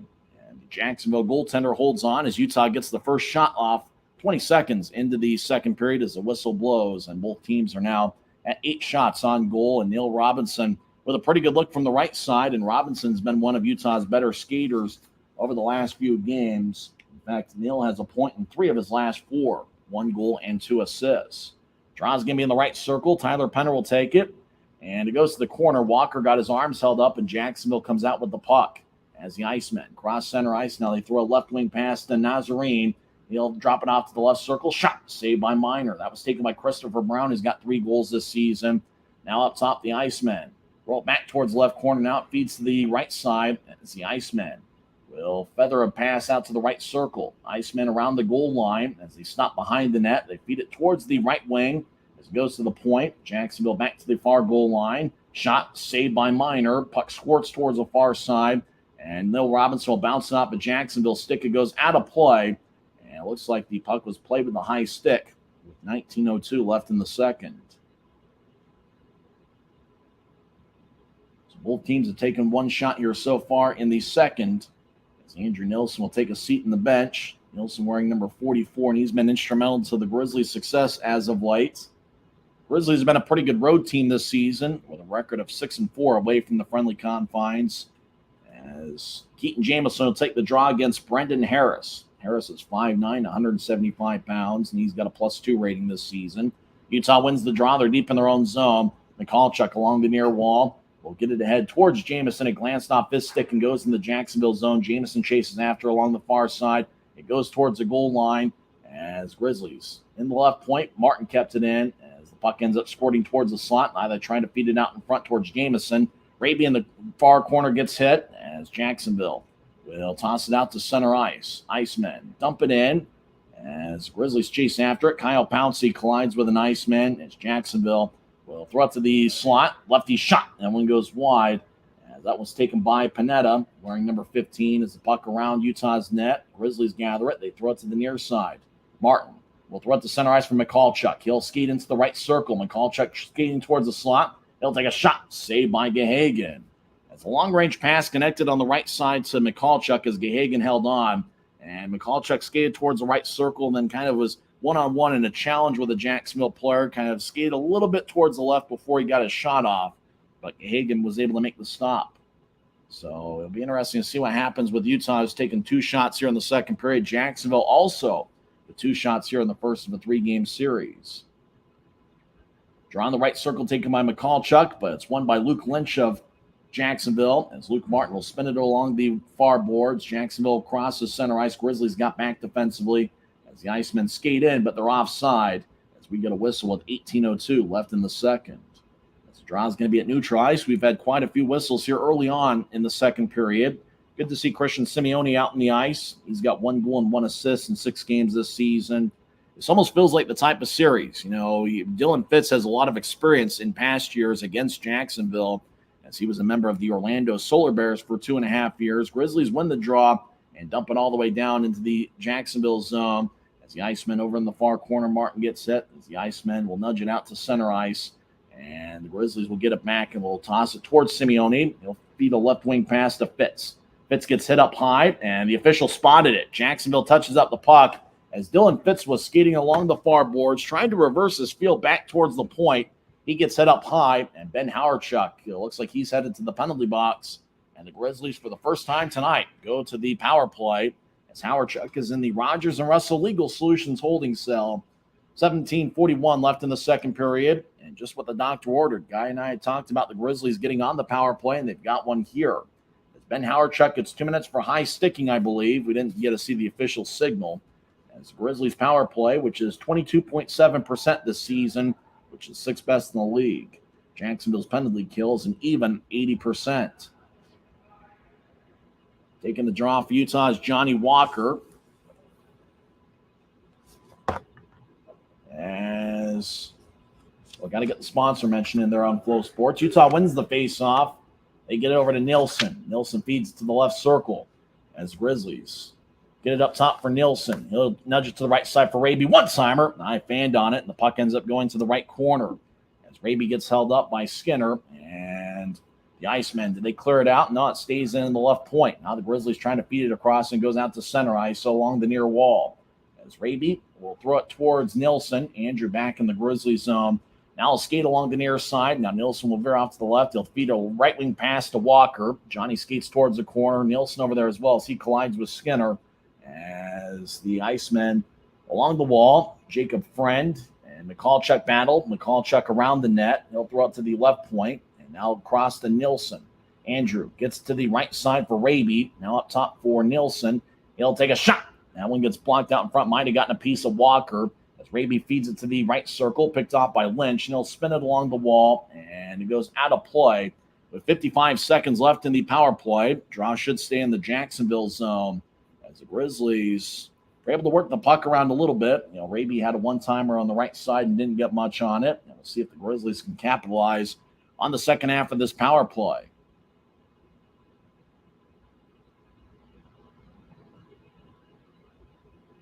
Make sure to go to UtahGrizzlies.com for the latest information on Grizzlies hockey. As Utah made a line change during the last whistle, Aaron Tho gets it. Utah won the draw. Now up top from Martin. Bryson tried to feather it out in front. It bounces off an Iceman as Martin gets stripped up and neutralized. Now to the far goal line. Centering pass. All shot goes wide.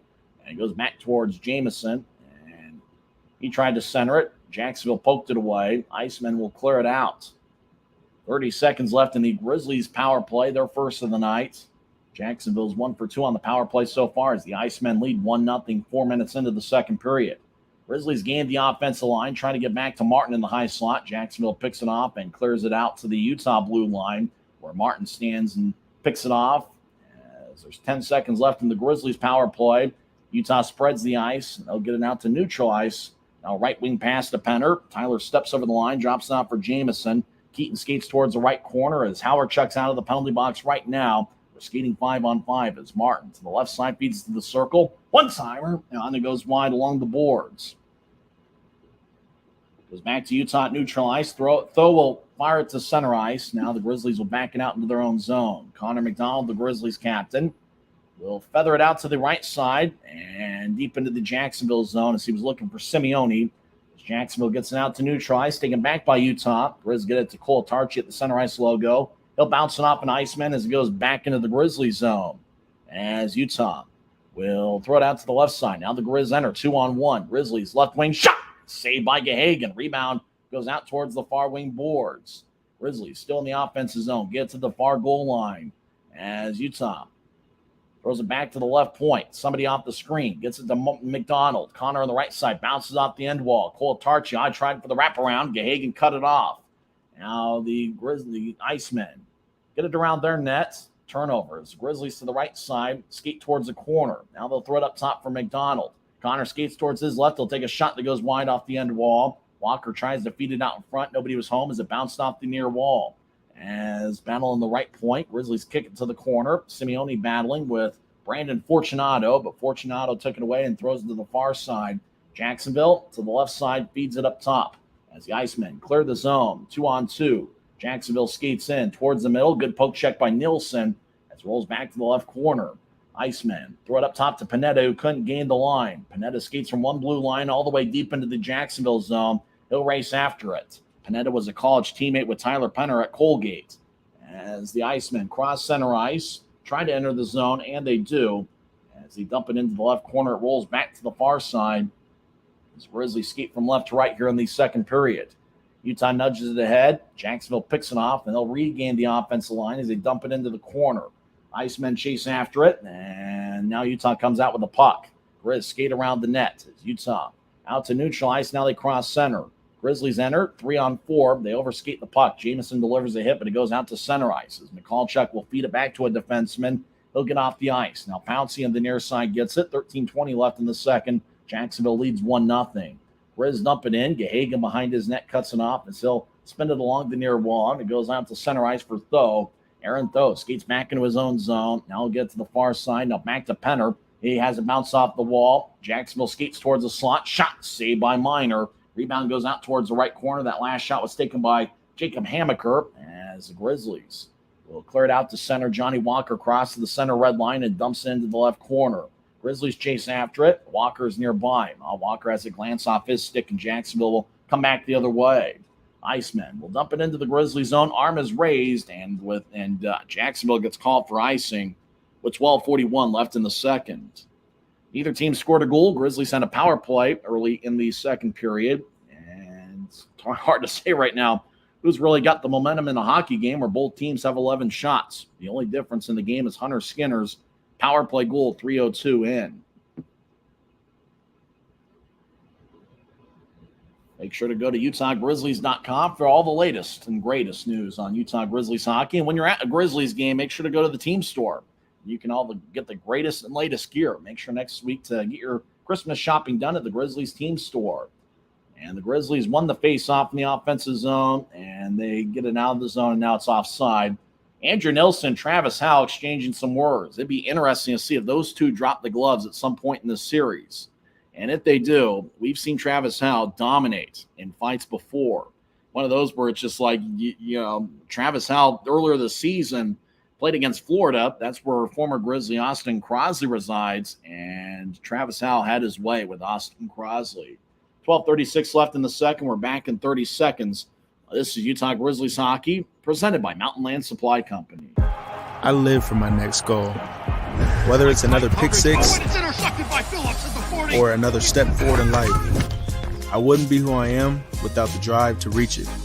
and I wouldn't be where I am without my team.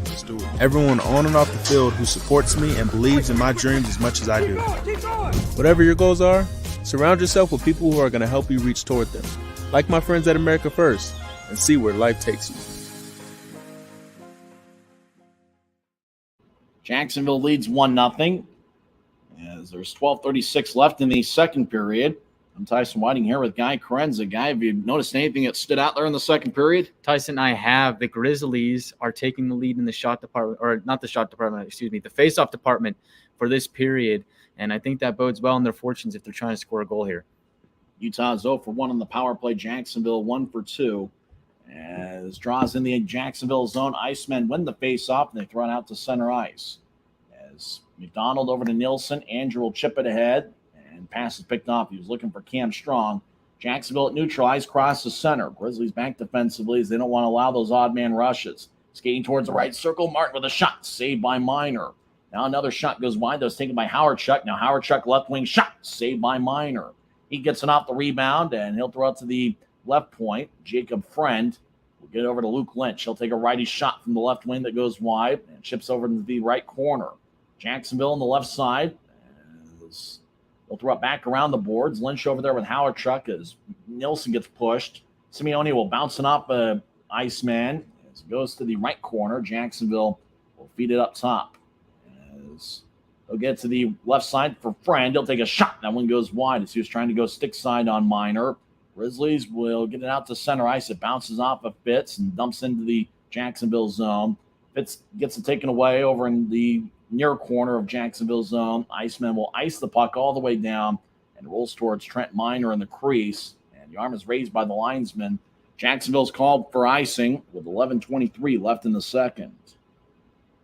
It's the first of a 3-game series. These teams will meet they'll meet on Friday. Both teams will have tomorrow off, and the temperature in Jacksonville should be about 80 degrees. You talk about a nice December day. In Utah, what's the weather? It's about 30 degrees, and I'm a little bit concerned that I hear it's snowing over in the Salt Lake Valley. Might be a tough drive home, I guess. The draw is going to be in the Jacksonville zone. Jamison will take it for Utah. He's got McCallchuck to his left and Raby to his right. We talked about McCallchuck playing for Jacksonville last season. 2 years ago he was with Wheeling, but last year he was a member of the Jacksonville Icemen. He also spent a little bit of time in the AHL. As the draw in the right circle is won by Jacksonville, as they'll feed it around the boards, chasing after is Christopher Brown, and he'll nudge it out to center ice. Grizzlies regather the puck as they skate back into their own zone. We're about 9 minutes into the second period. Grizzlies right side cross center ice, and Raby gets it taken away. Puck squirts towards the Grizzlies bench. McCallchuck skates in left side, fanned on it a little bit. The puck glides towards Jacksonville as they'll cross center ice, and dumping it in is Nazarene. He wears number 22 as it rolls back to the far corner. As Jacksonville throws it back looking for Nazarene. He couldn't reach it. McCallchuck will get it out to center ice. Now back to McCallchuck as he skates towards the right side. He'll stop along the boards, trying to feather it to the corner. Skating is Raby behind the net, trying to get it back towards Jamison, but he left the corner. Now the Icemen skate along the near side and get it out towards the Utah blue line. Grizzlies get it. Thomas couldn't clear it in deeper, and a big-time hit in the Grizzlies zone. That was McCallchuck that delivered it. Skating over there is Travis Howe. Howe wants to fight McCallchuck.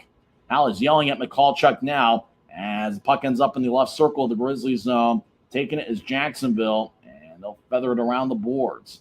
Iceman behind the goal line on the far side, gets it back to the right point, and Utah takes it away.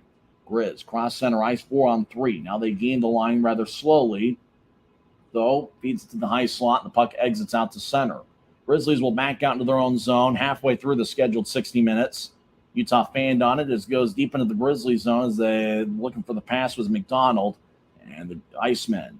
Throw it up top. Now to the right side. Righty shot saved by Minor. A lot of traffic out in front as Tyler Penner battling out in front with Brendan Harris. We got a timeout on the ice. Jacksonville's outshot Utah 13-11. 9:42 left in the second. This is the Grizzlies Hockey Network, presented by Mountain Land Supply Company. If you're out driving and something happens to your car, truck, or even wheelchair, and you end up stuck at a rail crossing, it's going to be okay. Don't panic. Here's what you do. Get out if you can and look for this blue sign on the metal pole. Call the number on the blue sign, and when they answer, tell them the crossing number. The number is right here. This tells them the exact location of the crossing. This is the fastest way to get trains stopped before coming through the crossing. Look for the blue. It helps you. I live for my next goal. Whether it's another pick six or another step forward in life, I wouldn't be who I am without the drive to reach it. And I wouldn't be where I am without my team. Everyone on and off the field who supports me and believes in my dreams as much as I do. Whatever your goals are, surround yourself with people who are going to help you reach toward them. Like my friends at America First, and see where life takes you. Jacksonville 1, Utah nothing. 9:42 left in these seconds. We're about halfway through the scheduled 60 minutes. Jacksonville's outshot Utah 13-11. The only goal scored was 8 seconds into a power play. 3:02 into the first period. Hunter Skinner got a second of the year. Luke Martin and Derek Lodermeyer with the assists. Grizzlies win the draw and ice the puck as Parker Gahagan looks over it. 9:32 left in the second. Draw's going to come back into the Grizzlies zone. And now it's 14-11 shots for Jacksonville over Utah as they added one during the last time out. Hunter Skinner, the former Grizzly, has 4 shots. Luke Martin, Christopher Brown, Amaker have 2 shots, as well as Ben Howarchuk. For the Grizzlies, 11 shots, a few tied with 2, Martin, Raby, and Simeone. So Draw's going to be in the far circle of the Grizzlies zone. Utah in the black uniforms tonight win the draw as they skate towards the near corner. Walker nearby, as is McDonald.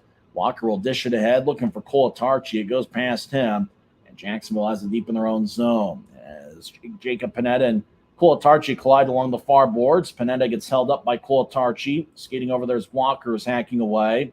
As Panetta, he's holding up by Colatarchi. As now the puck ends up in the right side. McDonald with a shot that goes wide. Walker feeds it out in front, and Gahagan covers it up. Boy, good job by Johnny Walker trying to get it to Penner out in front of the net, and somehow Gahagan was able to snatch it and make the save with an even 9 minutes left in the second period.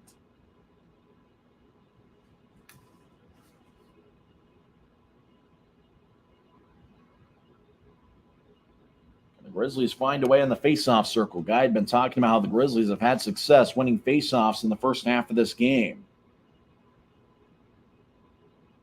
Both teams are 9-9 on the season. Who's going to be over the 500 mark when this one ends? As a draw won by Jacksonville. They lead 1-0. It's Ben Howarchuk. Skates along the near boards. Now he crosses center from the left wing. Couldn't dump it in as he lost the puck. Puck still at neutral ice. Jacksonville has it. Jacob Friend, who was just sent back from the AHL earlier today. They'll throw it to the far side. Now Jacksonville crosses center ice.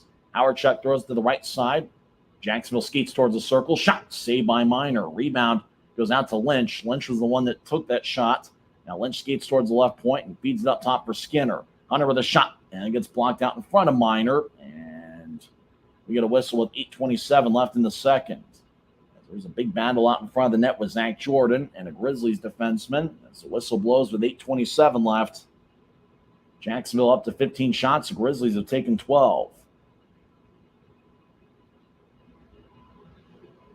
Both teams are playing their 19th game of the regular season. I think from the Grizzlies' perspective, you talk about scoring 4 more goals in their last 5 games. They just got to find a way to get that first one here tonight. As Utah wins the draw, McCallchuck will nudge it ahead, goes out to center ice, and Raby dumps it in. He chases after it. Luke Martin will skate around his net. Martin was a plus 20-something for the Grizzlies last year. Right side, he'll dump it around the boards. He goes towards the near side. Puck flips high into the air and bounces off the Grizzlies' end wall. Bryson Martin trying to get it towards Raby. Raby delivers a hit along the far side as Jacksonville, they try to feather it out in front. Utah gets a stick in the way and throws it out to center ice. Jacksonville will back it out into their own zone as Brandon Fortunato will feed it to the far side. As Grizzlies get some new skaters with less than 8 minutes left in the second period. Jacksonville will feed it to the right side, skates towards the circle. Shot! It goes wide. As Lodermeyer will feed it around the boards. Christopher Brown lets it go to the right corner. Now Utah gets it. Raby crosses center ice 2-on-3, and he'll dump it in. Raby gets knocked down by Martin, and the two Michigan men collide, and it's going to be a penalty on Martin. Martin interfered with Dakota Raby as Raby went down, and Luke Martin kind of laughing a little bit as he will skate to the Rogers and Russell Legal Solutions holding cell. Martin sporting a mustache. I don't remember him sporting that when he was with the Grizzlies last season. And it's a little bit surprising. You think about college teammates with the Dakota Raby, and they were teammates for a good 3 or 4 years. So it'll be interesting to see what happens. As the series progresses, and obviously those guys were teammates with the Grizzlies in their playoff run last season. 7:32 left in the second period. Luke Martin is in the penalty box. It's the second power play for the Grizzlies in the second period. That's Parker Gahagan in net wearing number 31. Jacksonville's affiliate is the New York Rangers. That's their NHL affiliate, and their AHL affiliate is the Hartford Wolfpack. As it draws in the right circle, Johnny Walker will take it. It's won by Jacksonville as Jacob Panetta will skate around his net, try to clear it out. It stays in the right point. Now it goes to the left circle. Jacksonville behind the net will feed it along the wall. Hits off of Walker, cuts it off along the near side. Now Walker gets it taken away. Jacksonville will lift it over. Walker's head to neutral ice. Skating in on a breakaway is Howard-Chuck. He'll take a lefty shot. Kick saved by Minor. Rebound shot saved by Minor. 2 good looks by Jacksonville, but Minor stopped them both. As Walker along the near side will get it out to center ice. Walker goes down. Mikulchuk skates towards the offensive blue line. He gets hit as he dumps it in. Jacksonville skates after it. They'll throw a long-range pass. Iceman, Howard-Chuck left circle, shot, saved by Minor. Grizzlies get it off the rebound. Johnny Walker crosses center ice, 3-on-2. Walker skates towards the left circle, take a shot. On that one goes high over Gahagan and out of play as it bounced off the glass and goes into the seats on the near side. 6:41 left in the second period. 1:10 left in the Grizzlies' second power play, but it was Jacksonville that had a breakaway by Howard-Chuck, and then puck bounced off of Minor. Jacksonville got a second shot. Minor made that save as well. And then Howard-Chuck had another good look from the left circle about 30 seconds after that. So the Icemen lead 1-0. Draw's going to be in the Jacksonville zone, and it's won by Jacksonville, and they clear it out. Trent Minor behind his net will cut it off as the Jacksonville mascot entertaining the crowd along the near wall. As the Grizzlies cross center ice, now they gain the line as they skate towards the right side. Now Penner will fire a shot that goes wide. Gahagan might have gotten a stick on it as the Icemen clear it out. Minor behind his net wearing number 50 cuts it off. As the Icemen, they average about 7,300 fans per game, third best in the league on average. As Grizzlies at center ice gained the line, trying to get to Penner on the right side, and the puck flew high into the air and into the seats about 10 rows up. 33 seconds left in the Grizzlies' second power play of the game. Jacksonville leads 1-0. Icemen has outshot the Grizzlies 18-12. In fact, the Icemen have 3 shots on their penalty kill, and I'm not sure the Grizzlies have 1 power play shot yet. As Walker's shot went high, and Jacksonville's done a good job on their penalty kill and not letting the Grizzlies settle into the offensive zone. Walker will take the face-off. He's got Dylan Fitz to his left and Mikulchuk to his right. Dakota Raby is up top.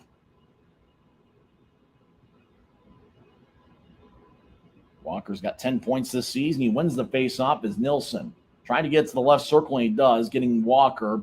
Walker gets to Raby, now to Mikulchuk in the left circle. Mikulchuk dancing around, throws it to Raby along the near wall. Now the shot gets blocked. And Jacksonville will try to clear it out. It stays in. Mikulchuk left circle. It takes a shot. On the wing goes wide. 10 seconds left in the power play. Jacksonville clears it out. Nilsson chases after it. As Nilsson skates down the middle, he'll now dish it ahead. Grizzlies have a breakaway. Skating in. Fitz will take a shot. Saved by Gahagan. And the rebound goes out towards the near wing boards. As Nilsson found Fitz on a breakaway, Fitz took the shot, but Gahagan made the stop. We're skating 5-on-5, 5:20 and counting left in the second. Jacksonville skates towards the right corner. They feather it out in front. Utah picks it off. As Fitz will nudge it ahead towards center ice. The bouncing puck gets off an Iceman.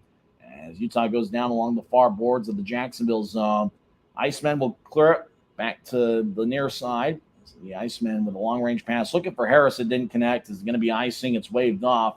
As McDonald skates along the goal line. As he gets hit. Now the puck goes to Simeone. Christian in the far corner of his zone will feed it across as Utah will throw it off the screen. And it looks like it's going to be icing on Utah with 4:43 left in the second. We want to apologize to those listening on YouTube, as unfortunately we're kind of at the mercy of what we see on this video screen. Sometimes what we get isn't exactly the entire picture. As the Grizzlies will take on Jacksonville tomorrow or they're going to take them on Friday and Saturday at 5 o'clock. And then both teams, the Grizzlies will have quite a few days off before their next home game, which will be on Saturday, December 17th against Kansas City. Draws in the Grizzly zone. Shot saved by Minor, as looked like Jacksonville won the draw, and Ben Howardchuk takes his fourth shot of the second period.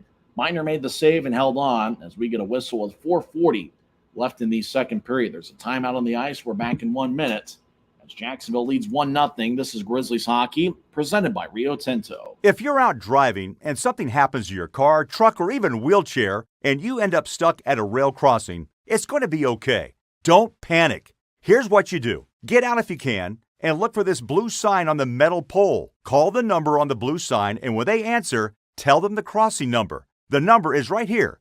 This tells them the exact location of the crossing. This is the fastest way to get trains stopped before coming through the crossing. Look for the blue. It helps you. I live for my next goal.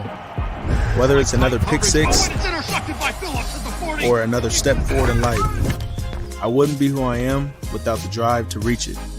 And I wouldn't be where I am without my team. Everyone on and off the field who supports me and believes in my dreams as much as I do. Whatever your goals are, surround yourself with people who are going to help you reach toward them. Like my friends at America First, and see where life takes you.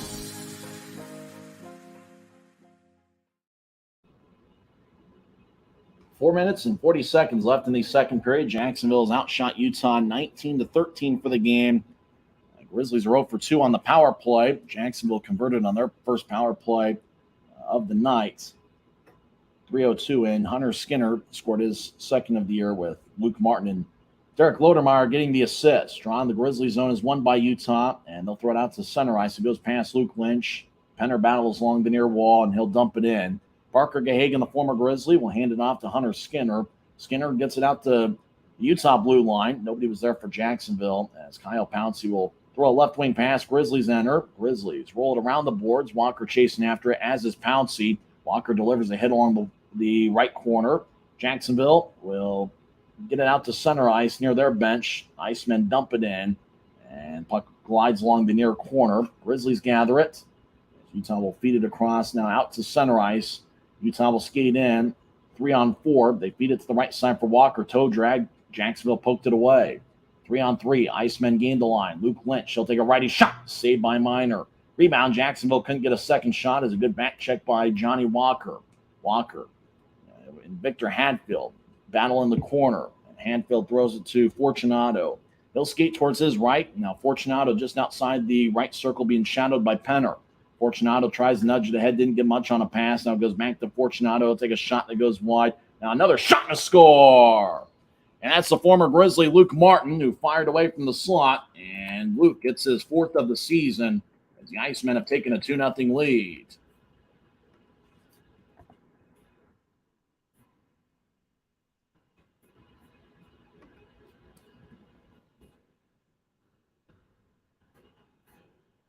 It looked like Jacksonville was on the right side, and they fed it to the high slot for Martin. And Martin went glove side on Trent Minor. Obviously, those guys practiced against each other a ton last season. So Luke gets his fourth of the season. And with 3:26 left in the second, Jacksonville leads 2-0. And both of the Icemen goals have been by former Grizzlies defensemen. Hunter Skinner in the first period and Luke Martin here in the second. Grizz at neutral ice dumped the puck in. As Grizz over to the left side, Jamison skates towards the corner. He'll drop it off for Raby. Raby battling with Harris. Throws it to Jamison in the corner. Bouncing puck. Jamison gets it to the left point, and the puck bounces out to center ice. As Walker will feed it back into the Grizzlies zone. As Utah will spread the ice deep in their own end. As Aaron Tho will skate around his net. Less than 3 minutes left in the second period. He'll throw a right wing pass to Jamison, who gets it poked away. As Jacksonville will skate towards the left circle, and they get pushed into the corner. Big-time hit delivered by Utah. The referee was in the right spot and didn't make a call. As Jamison over in the area, it's taken back by Jacksonville as they feed it to the right circle. Icemen around the net. They try to feather it out in front. It bounced off the Grizzly, and Minor gets it to Jamison. Gets to McCallchuk on the near side. McCallchuk gets pushed into his corner on the near side. 2:23 and counting left in the second. Jacksonville comes out of the pile with the puck as they feed it to the right side. Lefty shot, and it gets blocked by Raby. Now right wing shot And Minor makes a save. Now left circle shot. Glove save by Minor. That shot was taken by Brendan Harris. He was in the left circle and got a one-timer, but Trent Minor closed the door on him. And the details of the Luke Martin goal, he scored 16:34 in with the assist of Victor Hadfield and Zach Jordan. The draw is going to be in the Grizzlies zone. Jacksonville is up to 24 shots to the Grizzlies 13. So you think about the edge in particular in the second period. Jacksonville has outshot Utah 16-6 in the second period. As the draw won by the Icemen, as Jacob Friend will fire a shot that gets blocked about 10 feet in front of Minor. As Cam Strong skates towards the corner. Pouncey along with Simeone. Simeone will get it out towards the Jacksonville blue line. Icemen get it. Jacob Friend will bounce it off the far wing boards. Now it goes to center ice. Icemen will dump it in. Grizzlies will bounce it ahead, looking for Bryson Martin. But the Grizzlies get into Pouncey, who skates around Utah's net. He stops behind Minor. He'll fire a long-range pass that exits the screen. And it looks like the whistle blows with 1:41 left in the second period. And it'll be interesting to see what the Grizzlies can do to change momentum in this hockey game, as Jacksonville's done a good job of limiting Utah's scoring chances. And we mentioned early on that Jacksonville, on average, has outshot their opponents by 6.5 shots per game. Looks like Jacksonville's going to get a penalty, and it's number 9, Luke Lynch. As he's going to go into the box, Grizzlies are going to be on the power play late in the second period. It's Utah's third power play of the second frame. Ben Howarchuk got a high-sticking minor, 2:19 in. Luke Martin got a cross-checking minor, 12:28 in. And now Luke Lynch has committed a penalty for Jacksonville, 1:41 left in the second period. Luke Martin, Johnny Walker will take the draw for Utah, and he wins it as Andrew Nilsson will throw it back towards the right circle. Jacksonville pokes it away as it goes into the Grizzlies zone. Icemen chase after along the near side, looking for a centering pass. Shot and a score. That's a shorthanded goal scored by Zach Jordan, who now has 2 points here in the second period. As puck ended up squirting into the Grizzlies zone, Lodermeyer centered it to Jordan, who put it in the back of the net. It's the shorthanded goal, the second shorthanded goal allowed by the Grizzlies this season. And with 1:27 left in the second, it's the 3-0 game. As Lodermeyer got the puck about his goal, his offensive goal line on the near side, centered it to Jordan, who was cutting down the middle. And once Jordan got the pass, he threw a righty shot that went past Trent Minor. It's Jordan's fourth goal of the season. Remember, the Grizzlies will stay on the power play as Jacksonville gets it in their own zone, and they'll backhand it out towards Trent Minor as Utah will start the attack skating from left to right. Grizz cross center ice. Tyler Penner back at neutral ice. He'll feed it back into Grizzlies territory as Jacksonville takes it away. As the Icemen bouncing into the point, Utah will carry it out to center ice. Now they'll back it out into their own zone. Aaron Tho gets it. He'll skeet towards his right. Now Tho will skeet north-south. He gains the line, tries to veer it to the left circle as he collides with Martin. Martin pushes Tho. Tho trying to get to the corner that he vacated. Bouncing puck towards the left circle. Jamison battling. Now Penner gets, he takes a shot. He scores. Tyler Penner gets a power play goal as the puck just kind of glided towards him in the left circle. He fired away as Penner gets his fourth of the season, and the Grizzlies are on the board with 44 seconds left in the second. It's kind of an unorthodox play a little bit as Jamison was battling, got it to Penner, and it was a nice pass by Jamison, almost a no-looker that got past Luke Martin, and Tyler put it away. As Penner's been he's been pretty good over his last 5 games. In fact, he's got 3 goals and 1 assist in his last 4 games coming into play tonight as Tyler Penner gets Utah on the board. It's the Icemen 3, the Grizzlies 1, but Utah with a power play goal as they skeet north-south down to the high slot. Shot by Strong, saved by Gahagan. And after the whistle, Johnny Walker getting out in front of the net as Gahagan holds on with 34 seconds left in the second period. So Penner's going to get the goal. I imagine the assist is going to go to Keaton Jamison. We'll go over all the scoring during the second intermission, and we'll also talk with Guy Karenz and get his thoughts. Well, it's been a pretty interesting second frame. Jacksonville leads 3-1. Icemen win the faceoff. They're in their own zone. Half a minute left in the second period. They'll throw it out to the right circle. Righty shot, saved by Minor. And Trent holds on. That last shot was taken by Christopher Brown. who came into play with 3 goals and 11 assists on the season. Draw is going to be in the Grizzlies zone as Jacksonville is at close to 20 shots in the second period. They had 8 shots in the first and 18 so far in the second. On the Penner power play goal, 19-16 in. Assists go to Keaton Jamison and Aaron Tho. Jacksonville scored the first 3 goals of the game. Hunter Skinner, Luke Martin, and Zach Jordan found the back of the net. Lodermeyer will take the face-off, and he wins it against Penner. Jacksonville skates towards the right circle. Shot saved by Minor. Rebound goes to Utah. As Cole Tarchio bounced it off the near boards. Corey Thomas in the area as the Icemen in the left corner. Less than 10 seconds left in the second. As Lodermeyer around the net, and he'll skate towards the right corner. 2 seconds left. Jacksonville centers it. Penner picks it off, and he'll clear it out of the zone, and that will do it for 40 minutes over at VyStar Veterans Memorial Arena. As the Icemen scored 2 goals earlier in the second period with Luke Martin and Zach Jordan. Tyler Penner found the back of the net. 44 seconds left in the second with Jamison and Tho getting the assists. We'll come back and recap the second period and also talk with Guy Carenza and get his thoughts on what he's seen here in the first 40 minutes of play as both teams head to their respective locker rooms. It's Jacksonville 3 and Utah 1. Siegfried and Jensen intermission reports coming up next on the Grizzlies Hockey Network. When you pay with the Nitro card at Maverick, you always save 10 cents or more on fuel every gallon, every day. And you could save a whole lot more thanks to Nitro Best Price. Pick up a Nitro card and upgrade your Adventure Club account today.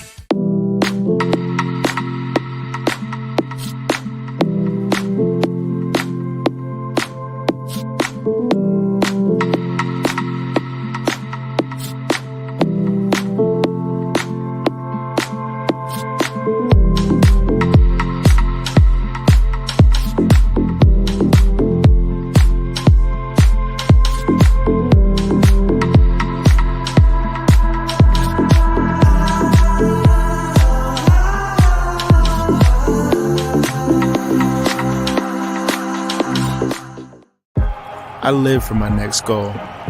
Whether it's another pick six or another step forward in life, I wouldn't be who I am without the drive to reach it. And I wouldn't be where I am without my team. Everyone on and off the field who supports me and believes in my dreams as much as I do. Whatever your goals are, surround yourself with people who are going to help you reach toward them. Like my friends at America First, and see where life takes you. Maverick's new bean-to-cup machines always deliver a freshly ground cup of coffee on demand, so you can enjoy any of our premium roasts at their best, day or night, hot or iced. Enjoy a fresh cup today. If you're out driving and something happens to your car, truck, or even wheelchair, and you end up stuck at a rail crossing, it's going to be okay. Don't panic. Here's what you do. Get out if you can, and look for this blue sign on the metal pole. Call the number on the blue sign, and when they answer, tell them the crossing number. The number is right here. This tells them the exact location of the crossing. This is the fastest way to get trains stopped before coming through the crossing. Look for the blue. It helps you. Second intermission over at VyStar Veterans Memorial Arena as Jacksonville leads Utah 3-1. We'll go over some other scores from around the league in a little bit. Both teams are 9-9 on the season, and the winner goes to 10-9, and the loser, who knows what happens if you force overtime? You'd be like 9-9-1 or something. But the Grizzlies trying to stay at the 500 mark and beyond that, but they need a strong third period. As Jacksonville scored 3:02 into the first period, it was 8 seconds into a power play. Hunter Skinner scored from the left side, his second of the season. Luke Martin and Derek Lodermeyer with the assists. And Jacksonville led 1-0 after one period. They outshot the Grizzlies 8-7 in the first.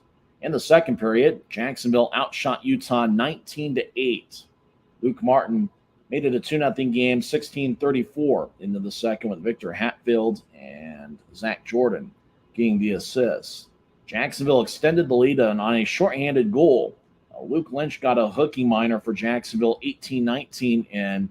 And 14 seconds into the Grizzlies' power play, Derek Lodermeyer raced. The puck was gliding in deep into the Grizzlies zone. Lodermeyer raced after it, got to the near goal line, centered it out in front to Zach Jordan, who was cutting down the middle. Jordan got the pass and fired a righty shot past Trent Miner. And it's the second shorthanded goal allowed by the Grizzlies this season. And just like that, it was a 3-0 game. But the Grizzlies responded less than a minute later as Tyler Penner found the back of the net on a pass from Keaton Jamison. It was Penner's fourth goal of the season and third goal in his last 5 games. Jamison and Tho with the assist. If I remember right, I think that's Aaron Tho's first point in a Grizzlies uniform. Utah is 1 for 3 on the power play. Jacksonville is 1 for 2, but the Icemen scoring the shorthanded goal means that they have won the special teams battle for tonight. Trent Miner's been busy in net. He stopped 24 of 27. He led the league with 7 shutouts last season. 2 years ago, Parker Gahagan was unbelievable for the Grizzlies. He had a .929 save percentage in the regular season for Utah. And I think about the stretch he had in May of 2021. In back-to-back weeks, he won the league's Goaltender of the Week award. And in May of 2021, he was the league's Goaltender of the Month. And that, it's kind of strange seeing that being in the regular season, but that's the way it was back in the 2020-21 season, where the regular season ended in early June. Parker Gahagan was a big reason as to why the Grizzlies made the playoffs that year. He stopped 14 of 15 as Penner's goal is the only one scored by Utah, and that came late in the second period. In terms of shots, it looks like for the Grizzlies, Johnny Walker, there's a big tie for the lead in shots tonight. Walker, Bryson Martin, Penner, Raby, and Simeone each have 2 shots, and then there are 5 other Grizzlies that have 1 shot on goal. As for Jacksonville, Christopher Brown and Ben Howardchuk have 5 shots. Howardchuk, took a lot of shots. In fact, you think about, the shorthanded goal that Jacksonville scored, but it was on a previous Grizzlies power play when Howardchuk had 2 or 3 really good looks from the left side for the Icemen. So Howardchuk's been busy. Christopher Brown, we mentioned, also has got 5 shots. 4 shots for Hunter Skinner with his power play goal in the first period early on, and then 3 shots for Luke Martin and Luke Lynch, and 2 shots for Zach Jordan and Hammaker. One of Jordan's shots found the back of the net. Zach Jordan and Luke Martin each have 1 goal and 1 assist. And you talk about revenge games every now and then with guys that are playing against their former team. And I think that Grizzlies fans were hoping it was the Vladislav Mikhalchuk revenge game as he played for Jacksonville last year. It looks like it might be the Luke Martin and Hunter Skinner revenge game as both guys have a goal for Jacksonville. But guy, it was just one of those things, Jacksonville just kind of dominated the puck possession, out shooting the Grizzlies in the second period, 19-8. Yeah, Tyson. I mean, go figure, right? The 2 ex-Grizzlies scored the first 2 goals for Jacksonville. But I actually did like the way that the Grizzlies came out and started that period. It seemed like things were a little bit more in their favor. The game was a little more open, a little bit faster paced, and I noticed that they were winning faceoffs. And then somewhere throughout the middle part of that period, something just changed. And Jacksonville started winning more faceoffs. They started getting more possession, and they started playing the game their way. And they end up getting 2 goals out of it. And so we talk about the power play. The power play was the Grizzlies' chance to start scoring and get into this game. The power play was not clicking at all. And in fact, they ended up giving up a shorthanded goal. And I just thought that the Grizzlies gave up way too many shorthanded chances to the Icemen on those power plays. It just wasn't a good look for them. And for Trent Miner, he's been awfully busy. Unfortunately, it looks like he's been allowing quite a few rebounds. And I think that might partly be due to the angle of the Jacksonville shots. It seemed like the angle of their shots have kind of contributed to seeing maybe a few more rebounds than we're normally seeing in a Trent Miner start. Yeah, Tyson, that puck is bouncing around like a ping pong ball down in Trent's crease. So it's just a few bounces away from another Jacksonville goal. But I think Trent overall has had a decent game. He just needs to control the puck a little bit better. For the Grizzlies in the third period, you're thinking about being down 2 goals. And, the Grizzlies were able to get some power plays, and they were able to eventually capitalize on one of those late in the second period. So I'm curious to see, the first 5 minutes of this third period. Can the Grizzlies find a way to get a second goal and, make it a 1-goal contest? Or is Jacksonville going to get the first goal in the third period and cruise to victory? I think the first 5 minutes are certainly going to be critical for how the tone of the third period goes. Yeah, Tyson, I totally agree. The Grizzlies got to come out here, and they got to come out flying. And personally, I think that Gahagan has had too easy of a night. I don't see the Grizzlies getting anybody in the crease. I don't see them getting anybody to screen the puck. He's just had it too easy tonight. I mean, all the shots that he's faced are relatively easy shots for him to stop. So I think that the Grizzlies need to get more shots on goal. But again, they also need to find a way to limit the Jacksonville Icemen shots on goal on the other end. It's like we talked about in Idaho last weekend, that they're just getting way too many shots against, and they got to find a way to limit that. Jacksonville, 19 shots in the second period. And, you think about the 2 games in the Idaho series, the Steelheads had 50 shots on Trent Miner last Friday, and then last Saturday, another 46 against Garrett Metcalf. Luckily, Metcalf stopped 44 of 46 and had an outstanding game. Now, the backup goaltender tonight, and we'll probably see him later on in this series, is Lucas Perique. He's been out about a month. He suffered some non-ice injury, off-ice injuries, and luckily he'll be coming back here soon. He's been practicing the last couple weeks, and you think about a guy in his 4 games with the Grizzlies, which all came, earlier on in the season. He was outstanding in those, and I think you'll be curious to see when Lucas Perique returns to the Grizzlies lineup just how he looks, because if he's in the same form that he was earlier in the season, he can be an elite goaltender. Yeah, of course. I mean, we saw him earlier on in the season, and he was stealing games for the Grizzlies. He's an elite goaltender. He's a really good brick wall and net. Not very much goes past him, and I think that's what the Grizzlies need. Grizzlies, when trailing after 2 periods this season, have a record of 1-5, and so we'll see what happens here in the third period, as Utah has a pretty good road record at 6-4, and don't forget it's the first of a 3-game set. Same teams on Friday night. 4:50 pregame show, 5:05 face-off, and Saturday night will be the third and final game of the series and fifth and final game of the road trip. Grizzlies will be home on Saturday, December 17th, and Sunday, December 18th, in a 2-game series against the Kansas City Mavericks. Saturday, December 17th is going to be the Teddy Bear Toss, and it's also going to be Ugly Sweater Night. Make sure to bring your ugly sweater, guy. Do you have an ugly sweater at home, or does somebody have to provide you for one? I know that on Ugly Sweater Night last season, somebody gave me one that was about 2 sizes too small, and I ended up wearing it on the air. Now that we got this YouTube thing, they're going to see us in our ugly sweaters. Do you have one, or does somebody have to go out and buy you an ugly sweater? I actually don't know. I might have something at home for me to wear. But, yeah, with this YouTube thing, we're going to be front and center here on the camera. So, yeah, we got to step up our game this year for sure. I really like the ugly sweater that Ryan Knaswich and Tegan Zahn had on the bench last season. And the Grizzlies will be wearing ugly sweater-themed specialty jerseys. So you think about a packed house at Maverick Center that we're hoping to get. You're thinking about Saturday night, Teddy Bear Toss, and we want to see a big-time showing of teddy bears to kind of match what Idaho did this past Saturday against the Grizzlies. They had a couple thousand teddy bears. Can the Grizzlies and their fans match that? And obviously Ugly Sweater Night. So it's going to be a lot of fun. Make sure to get your tickets to UtahGrizzlies.com. Guy, it's a good time to bring a date to a Grizzlies game.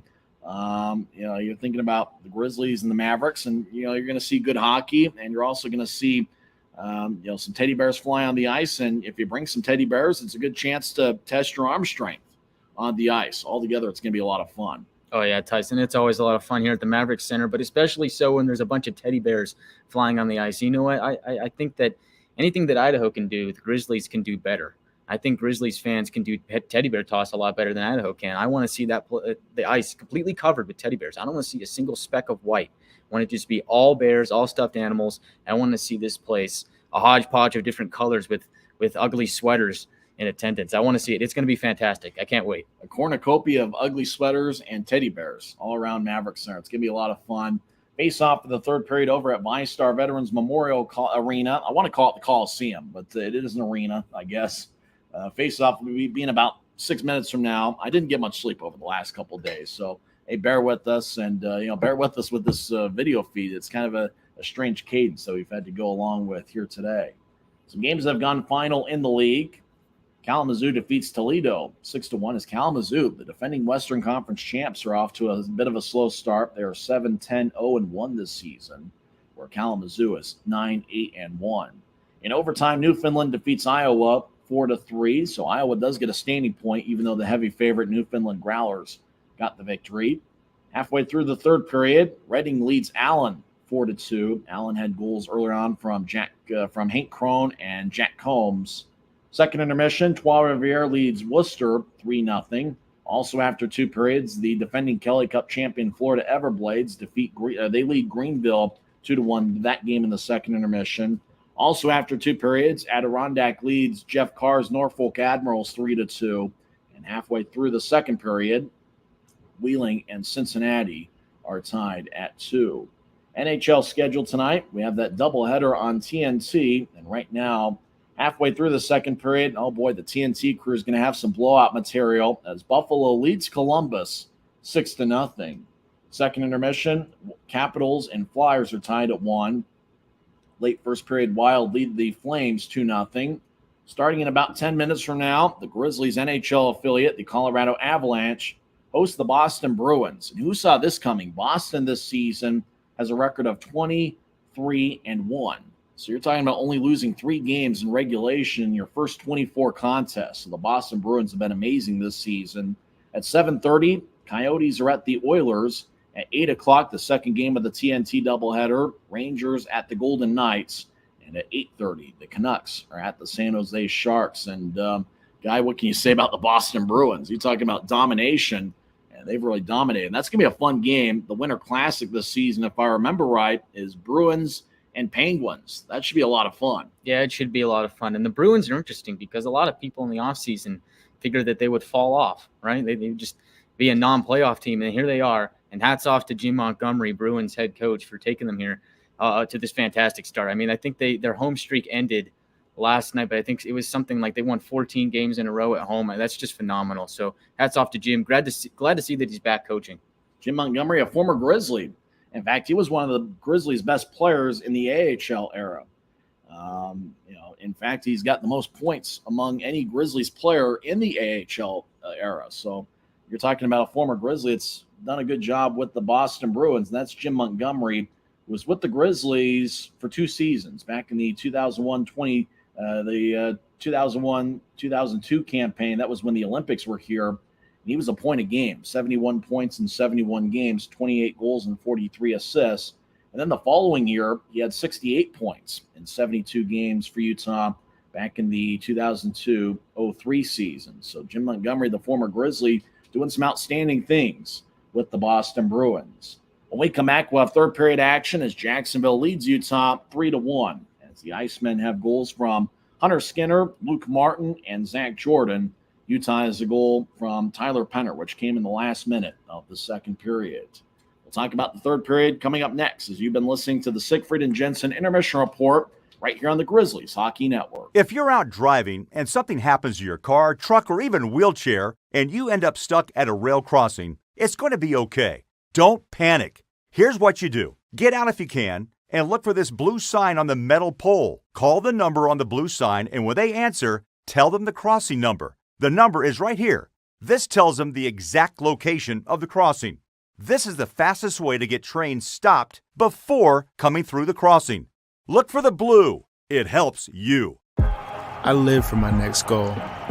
Whether it's another pick six or another step forward in life, I wouldn't be who I am without the drive to reach it.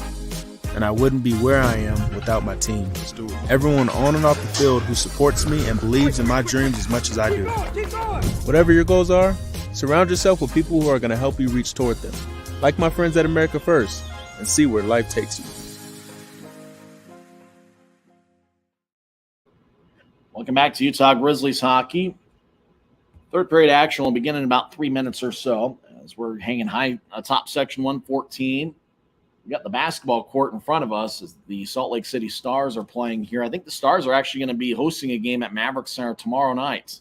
So come on down to Maverick Center and enjoy some G League basketball as the Salt Lake City Stars are playing here at Maverick Center this season. And there's the basketball court that we're looking at. We're kind of on the far side, as you would see on a TV camera, as obviously the SLC logo is facing the other way. But that's kind of the nice view that we've got here. I wish we were able to bring a basketball.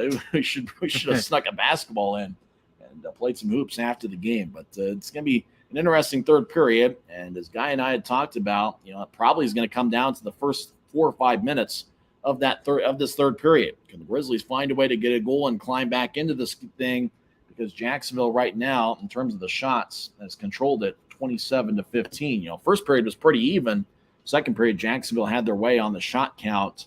I would see if Jacksonville nursing the lead, they might not take as many shots in the third. They might make sure that their defensemen sit back in a little bit. So I got to imagine for the Grizzlies, they got to find a way to find the back of the net here early on in the third period. Yeah, Tyson, I agree with that. I think that the Icemen are really going to try and clamp down and limit the Grizzlies' chances, which they've already done a pretty good job of doing.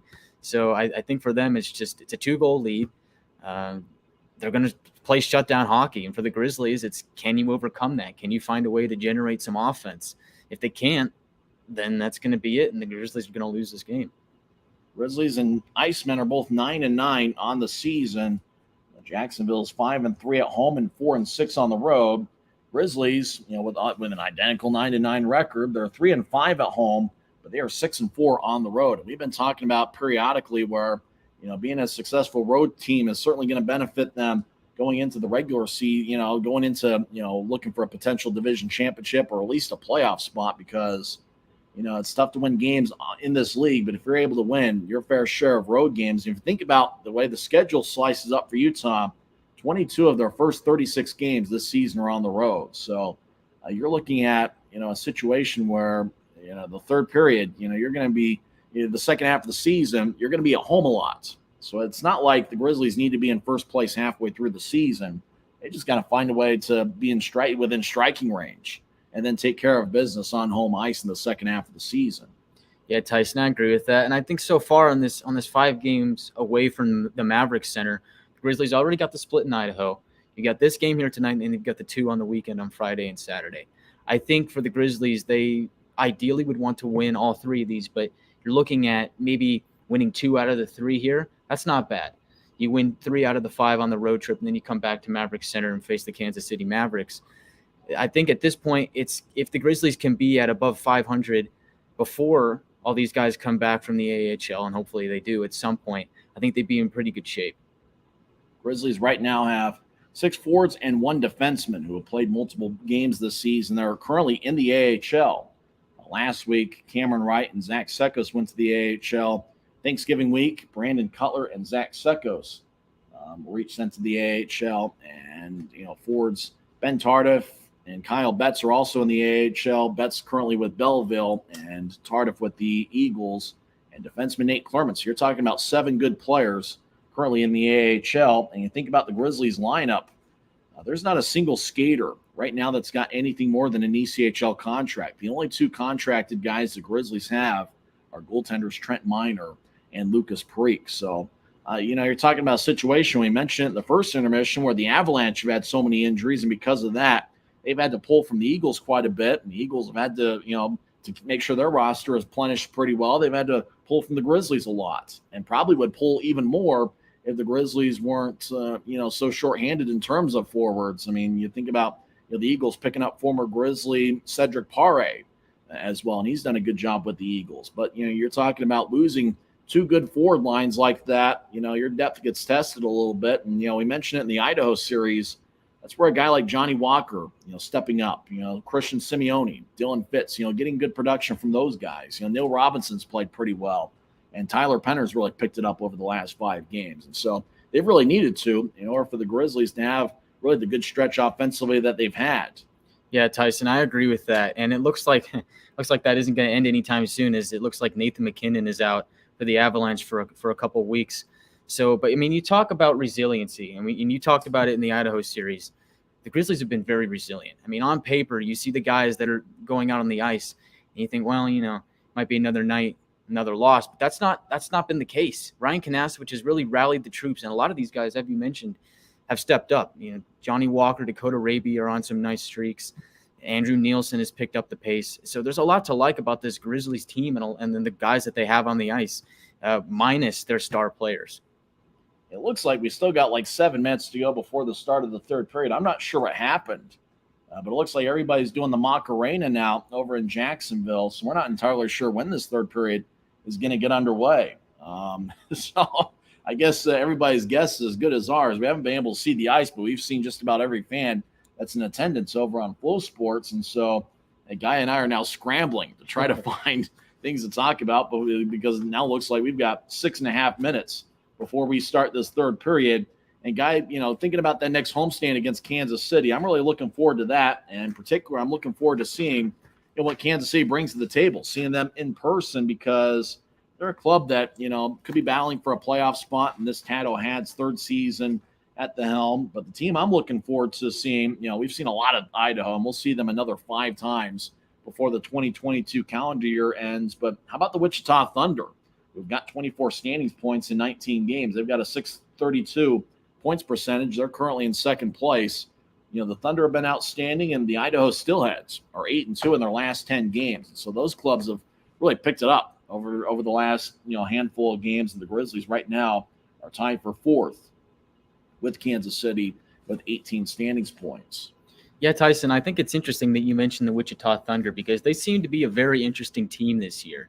It looks like, and we haven't seen them so far this season, but it looks like they're much improved from teams that we've seen in the past that they fielded. So it'll be interesting to see what it's like when the Grizzlies play them. And I think what it's going to come down to, and it looks like Idaho has built a pretty good lead for the top of the division. So I think what it's going to come down to is it's going to come down to Utah. It's going to come down to Kansas City. It's going to come down to Wichita, and it's going to come down to Rapid City. It's going to be those 4 teams battling for the last 3 spots in the Mountain Division.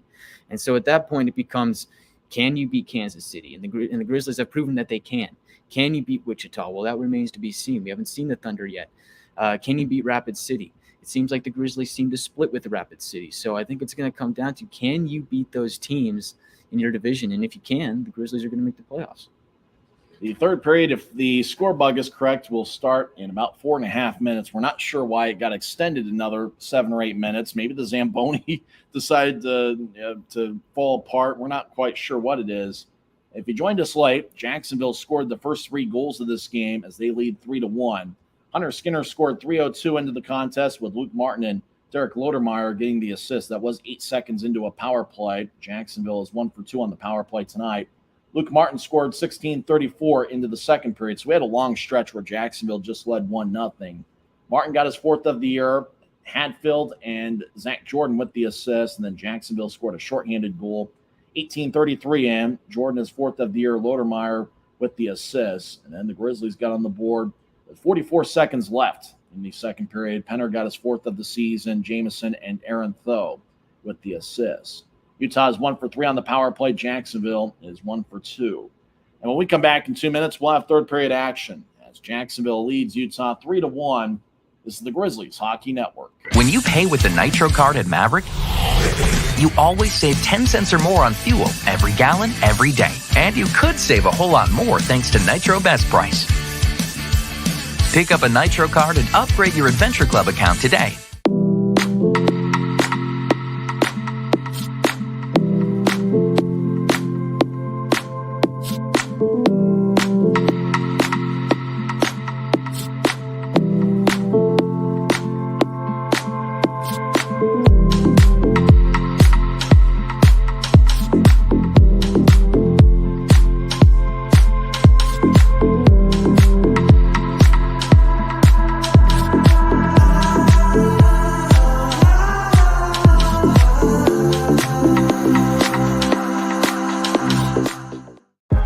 I live for my next goal.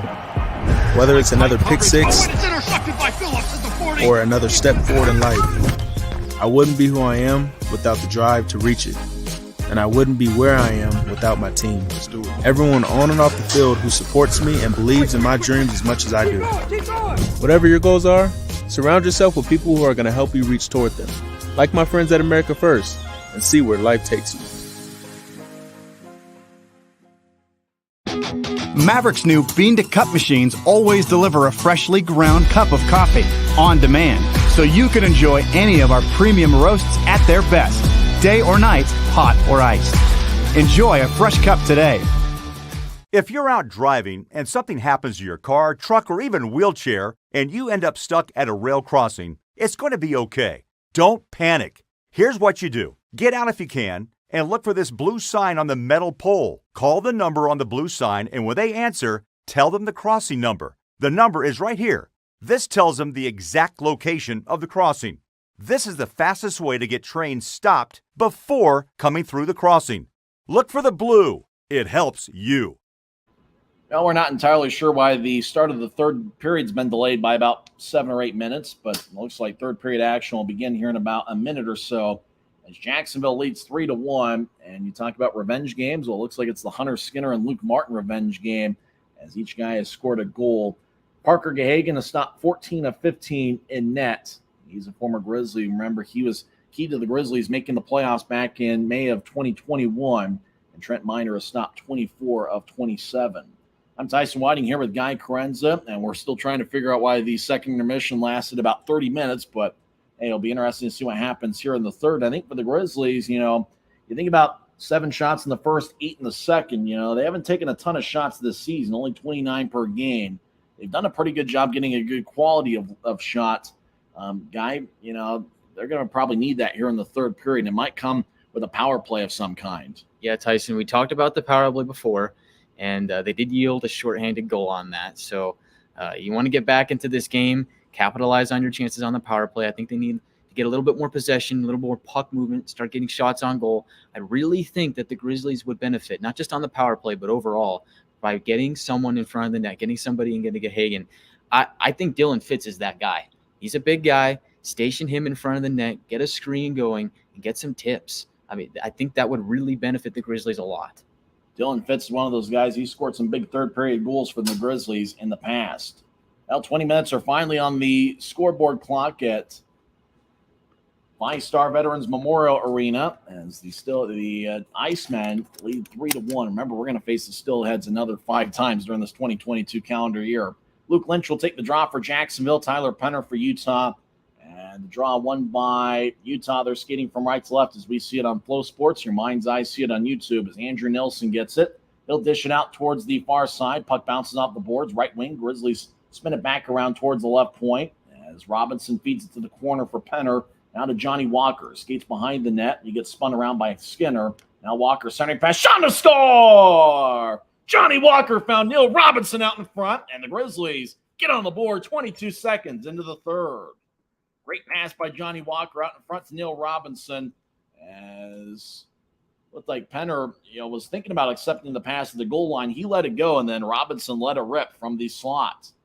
So Robinson's going to get the goal, which will be his third of the season. Walker will get his third assist, and the Grizzlies have cut into the Jacksonville lead. It's a 3-2 Jacksonville lead, but the Grizzlies scored 22 seconds into the third.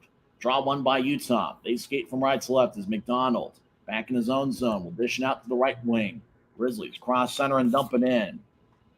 Neil Robinson chasing after it, but Jacksonville will keep it in their own zone as they skate from left to right.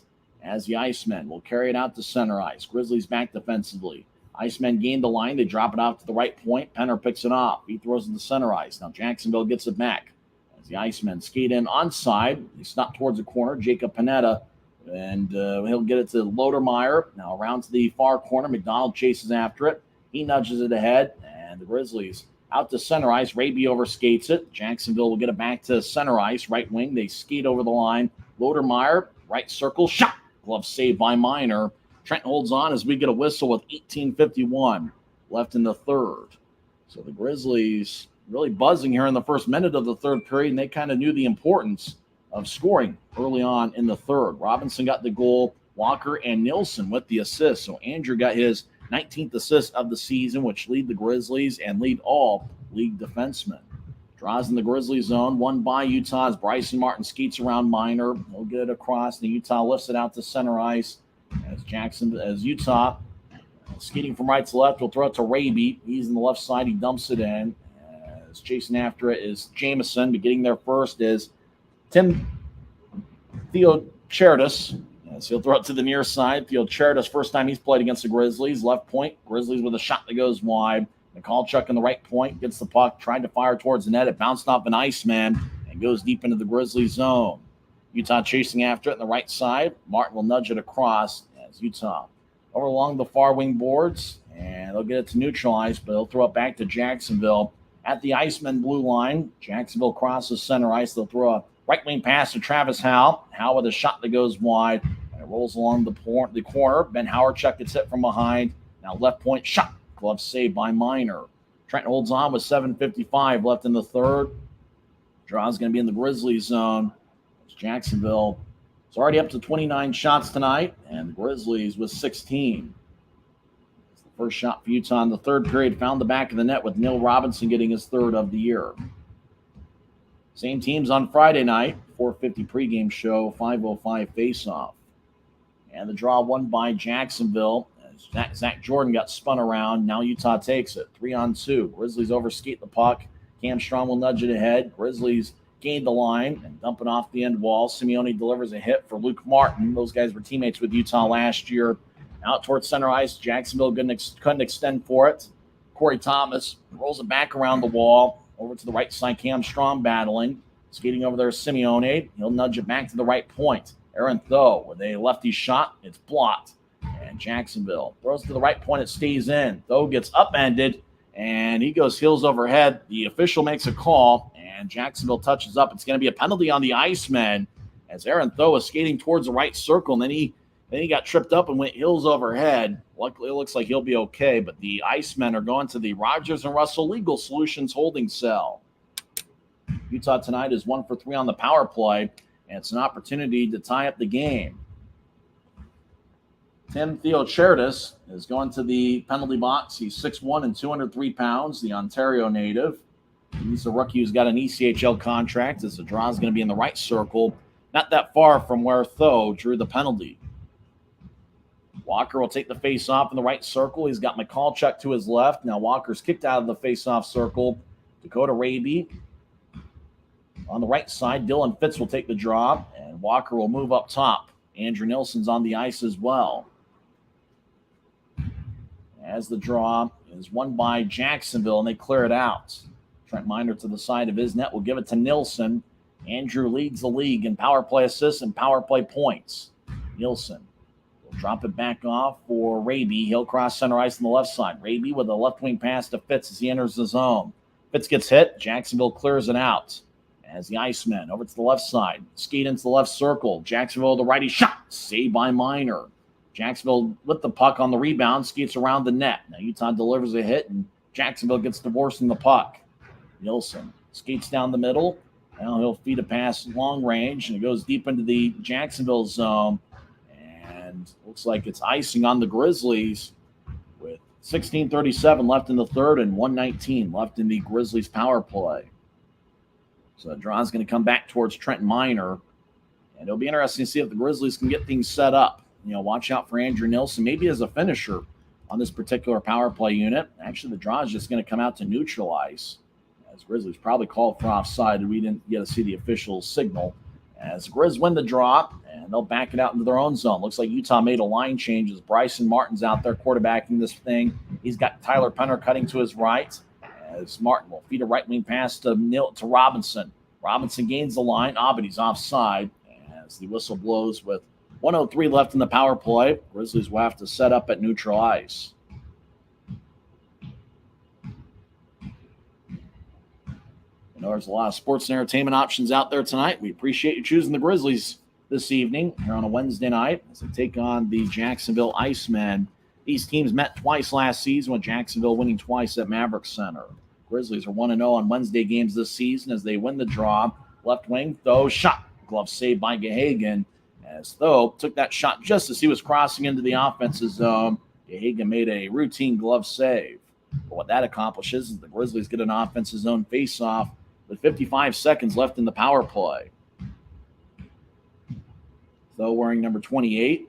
As they highlight Derek Lodermeyer, who's the reigning league player of the week. Lodermeyer's been outstanding once again tonight with an assist. As the Grizz win the draw, as Martin skates towards his right, now feed it to Robinson. Robinson gets to the near goal line for Penner.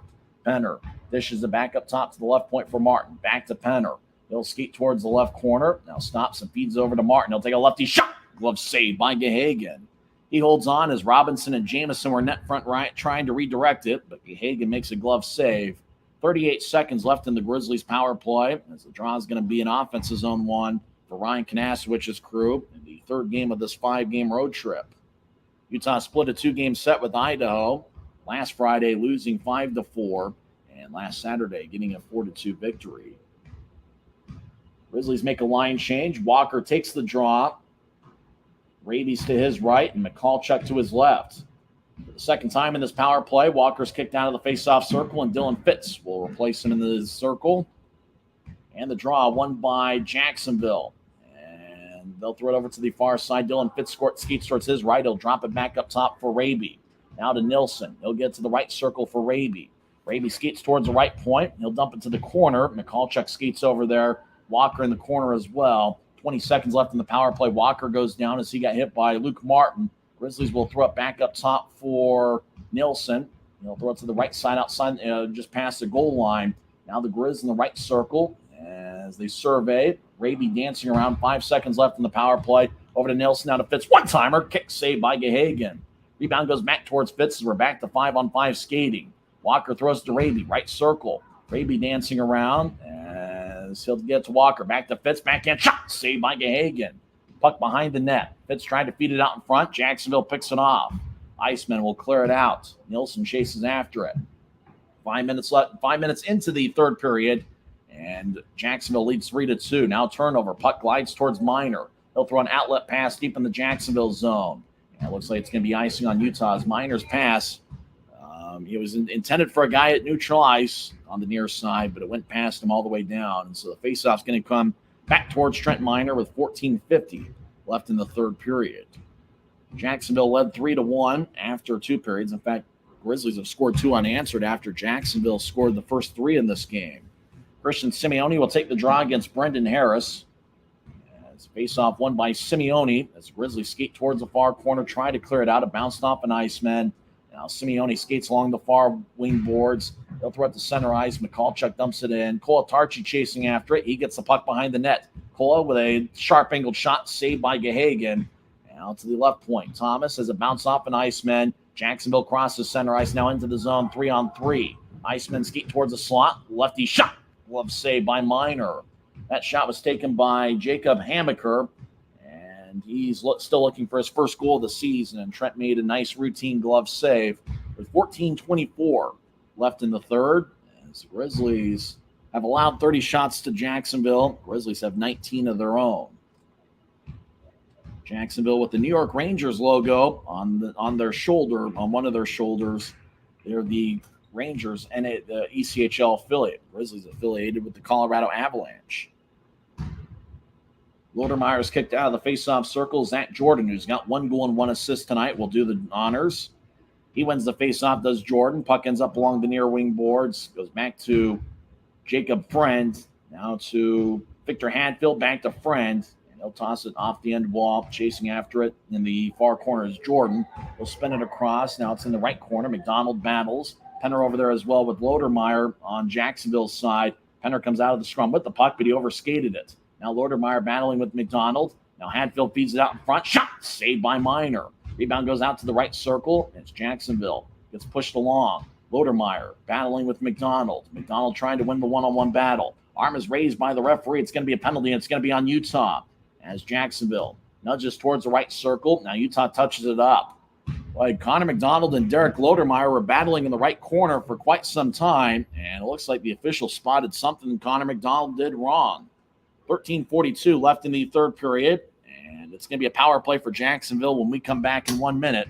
This is the Grizzlies Hockey Network, presented by Rio Tinto. If you're out driving and something happens to your car, truck, or even wheelchair, and you end up stuck at a rail crossing, it's going to be okay. Don't panic. Here's what you do. Get out if you can, and look for this blue sign on the metal pole. Call the number on the blue sign, and when they answer, tell them the crossing number. The number is right here. This tells them the exact location of the crossing. This is the fastest way to get trains stopped before coming through the crossing. Look for the blue. It helps you. I live for my next goal. Whether it's another pick six or another step forward in life, I wouldn't be who I am without the drive to reach it. And I wouldn't be where I am without my team. Everyone on and off the field who supports me and believes in my dreams as much as I do. Whatever your goals are, surround yourself with people who are going to help you reach toward them. Like my friends at America First, and see where life takes you. Jacksonville leads 3-2. We thought Connor McDonald committed a penalty as he was battling with Lodermeyer, but it's Corey Thomas in the Rogers and Russell Legal Solutions holding cell. Draw one by Jacksonville, but it goes between the defensemen. They'll chase after it. Icemen skate from left to right as we see it on Flow Sports. Your mind's eye see it on Mixler. The Icemen lead 3-2, 13 and a half minutes left in the third. Icemen on their third power play of the game. They're 1 for 2 tonight. They gained the line from the left point and dump it into the right corner. Jordan battling. He feeds to the right circle. Utah picks it off, and Keaton Jamison clears it out. Parker Gahagan behind his net will give it to Luke Martin. Both guys are former Grizzlies. Martin skates down the middle. He's already got 1 goal and 1 assist tonight. As before he steps over the offensive line, throws it to his right. Jacksonville gains the line. They throw it back up top for Lodermeyer. Now to Martin. One-timer saved by Minor. Rebound goes out to the left corner. Grizzlies clear it out. 1:10 left in the Jacksonville power plays. Corey Thomas is in the Rogers and Russell Legal Solutions holding cell as he's in there 2 minutes for holding time. A penalty, 6:18 in. Icemen cross center ice. Now they'll gain the line on the left side. Lodermeyer wheels it around the boards over in the right corner. It's taken by Jacksonville. Fortunato has the puck. He skates towards the right circle. They'll feed it up top. Now back to Fortunato, who's in the right point. Now get to the high slot for Christopher Brown. He'll bounce it off the far wall, and now it goes towards Fortunato. Left side shot. That's blocked by McDonald, and the Grizzlies clear it out to center. Jacksonville back at their blue line. Will back it into their own zone as both teams make a line change. 20 seconds left in the Corey Thomas holding minor. Jacksonville skates in. They'll throw a right wing pass. Now back to the left side. That pass is behind, and Keaton Jamison skates towards the corner and clears it out. 10 seconds left in the power play. Outlet pass by Gahagan out into Grizzlies territory. Jacksonville steps over the blue line. They stop in the left point. Drop it off for Fortunato. He couldn't handle it as it goes back to center ice. Thomas is out of the box, and he'll join the play. 11:37 counting left in the third. Jacksonville leads 3-2. Icemen dump it into the right corner as Luke Lynch gets hit by Martin. Taken by Jamison. He'll feed it along the far wing boards to Walker. Johnny skates out to center ice. Now he skates towards his left. He gains the line. Skates towards the left circle. Take a shot. Saved by Gahagan. Rebound shot. Saved by Gahagan. As Tho took the second shot, Walker kind of skated at center ice from the right wing, veered off to the left, and looked like he kind of casually wanted to go 5-hole on Gahagan. But the former Grizzly was able to make the save, and then it looked like Tho came in at the last second on the near side and had a second look, but Gahagan made that save as well. 11:18 left in the third. Jacksonville leads 3-2. It looks like it's going to be a fun series. If the other two games, Friday and Saturday night, are anything like this one. Jacksonville wins the face-off. They skate from left to right. Icemen will carry it out to center ice themselves. They look to hit Christopher Brown. Brown eventually gets it in the left side as it bounced off a Grizzly stick. Brown veers off into the far corner, tries to throw it up top. The pass goes wide of the mark. Hunter Skinner chases after it. The 21-year-old Skinner, a former fourth-round pick of the New York Rangers. He's currently on the second year of a 3-year NHL entry-level deal with New York. They'll throw it ahead towards number 24, Travis Howe, the former Grizzly. As it goes back towards the left side, Jacob Friend battling with McDonald. As the puck ends up behind the goal line as Jacksonville skates towards the far side. As they're in the offensive zone, they drop it off to the left circle. Icemen. Ben Howardchuk avoids a check of Nilsson. Nilsson gets on 2 knees as Howardchuk battles in the corner. He's being shadowed by Simeone. Now Simeone gets hit along the near wall as we're about halfway through the third period. Hacking away is Utah, but Jacksonville comes out of the pile with the puck. Howardchuk skates towards his left shot. Save, rebound, shot, and score. As the Icemen get a big insurance goal, as everybody pats each other on the head. Hunter Skinner's over there. So's Travis Howe. Well, it looks like for the third time tonight, a former Grizzly has scored, and it's Travis Howe out in front of the net. Hopefully they'll show a replay as Howe skates to the bench first. Howe is over there, so is Skinner. As the shot was taken by Howardchuk, it bounced off a minor. Travis Howe dove in the slot and scores on a rebound. Howe had 5 goals for the Grizzlies back in the 2017-2018 season. It is Travis Howe, the third former Grizzly, to find the back of the net for Jacksonville. For Howe, it's his first goal of the season. As we mentioned, the most goals he's had as a pro came as a Grizzly back in the 2017-2018 campaign. Travis Howe, fan favorite just about everywhere he's at, as the draw is going to be at center ice. I kind of think about when Travis Howe was in juniors back in the 2014-2015 season. He won the league's Community Service Award for the league that year, and he also led the league in penalty minutes with about 250. Draw is going to be at center ice Keaton Jamison will take it for Utah. He's one of those guys. He's about as, I think even still, Grizzlies fans love Travis Howe despite him scoring that big goal against them. They're halfway through the third period. Howard, Chuck, and Brown get the assist on the Howe goal, scored 9:47 in. Now the Icemen skate back into the offensive zone on the far side as they throw it up top. Now Martin gets it in the right point. He'll bounce it into the left corner as Jacksonville will feed it back towards the left corner. Icemen throw a pass out in front. It's picked off by Raby. He'll nudge it ahead to the left wing for Tho. Tho gains the line. He gets blasted by Luke Martin along the near glass. As the Grizzlies over in the right corner in the offensive zone skate around Gahagan's net. They skate back towards the left side. Fitz gets pushed by Fortunato. Now Fitz will throw it back to the right corner. Chasing after it's Luke Martin as he collides with McCallchuck. And the puck goes out to center ice. Tho gets it back as he's back in his own zone wearing number 28. Tho will dump it back in. Did it get redirected? Yes, it did. No icing as Jacksonville skates towards the near side. And Martin tries to feed it out in front for McCallchuck. That pass goes wide as Brendan Harris will throw it to the slot. Now Jacksonville will look like throw it into their own bench. 9:05 left in the third period as everybody ducking on the Jacksonville bench trying to avoid the puck. 3 former Grizzlies players have a goal tonight. Hunter Skinner, Luke Martin, and Travis Howe. Howe has the only goal scored by Jacksonville in the third period after Utah had scored 2 unanswered. Timeout in the ice. We're back in 1 minute as the Icemen lead 4-2 on the Grizzlies Hockey Network. If you're out driving and something happens to your car, truck, or even wheelchair, and you end up stuck at a rail crossing, it's going to be okay. Don't panic. Here's what you do. Get out if you can and look for this blue sign on the metal pole. Call the number on the blue sign, and when they answer, tell them the crossing number. The number is right here. This tells them the exact location of the crossing. This is the fastest way to get trains stopped before coming through the crossing. Look for the blue. It helps you. I live for my next goal. Whether it's another pick six or another step forward in life, I wouldn't be who I am without the drive to reach it. And I wouldn't be where I am without my team. Everyone on and off the field who supports me and believes in my dreams as much as I do. Whatever your goals are, surround yourself with people who are going to help you reach toward them. Like my friends at America First, and see where life takes you. 9 minutes to go in the third period. Jacksonville leads Utah 4-2 as the Icemen will throw it all the way into the Grizzlies zone. Utah retreats after it. Grizzlies skate from right to left as we see it on Flow Sports. Your mind's eye see it on YouTube. As the Grizzlies cross center ice left wing. Bryson Martin drives it around the boards. Grizzlies on the right side try to cut it off. It mounts off a Grizzly and goes to the high slot. Martin will feed it off the far wing boards. Martin over to the right corner. As Grizzlies get it back to Martin in the right circle. He couldn't get a shot off as he was double teamed. One of those two is Travis Howe, who scored a third period goal for the Icemen. Now the puck ends up in the right side. And Jacksonville bouncing off the far glass and goes into the Grizzlies zone. Utah chasing after it. And it's Simeone, who had 5 goals last season and 1 so far this year as he's behind Trent Miner. Jacksonville's outshot Utah 36-21.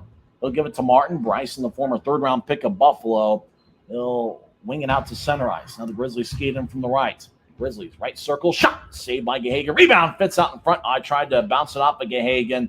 And now Jacksonville trying to clear it out of the zone. McDonald has the puck at his ankle. He bounced it off a Jacksonville skater. It goes to center ice. Now McDonald will back it into his own zone. As the Grizzlies, deep in their own end, skate from right to left. They'll throw an outlet pass to center ice, and it connects. Grizzlies skate in 2-on-3. Over to the left circle. Robinson with a shot. Saved by Gahagan.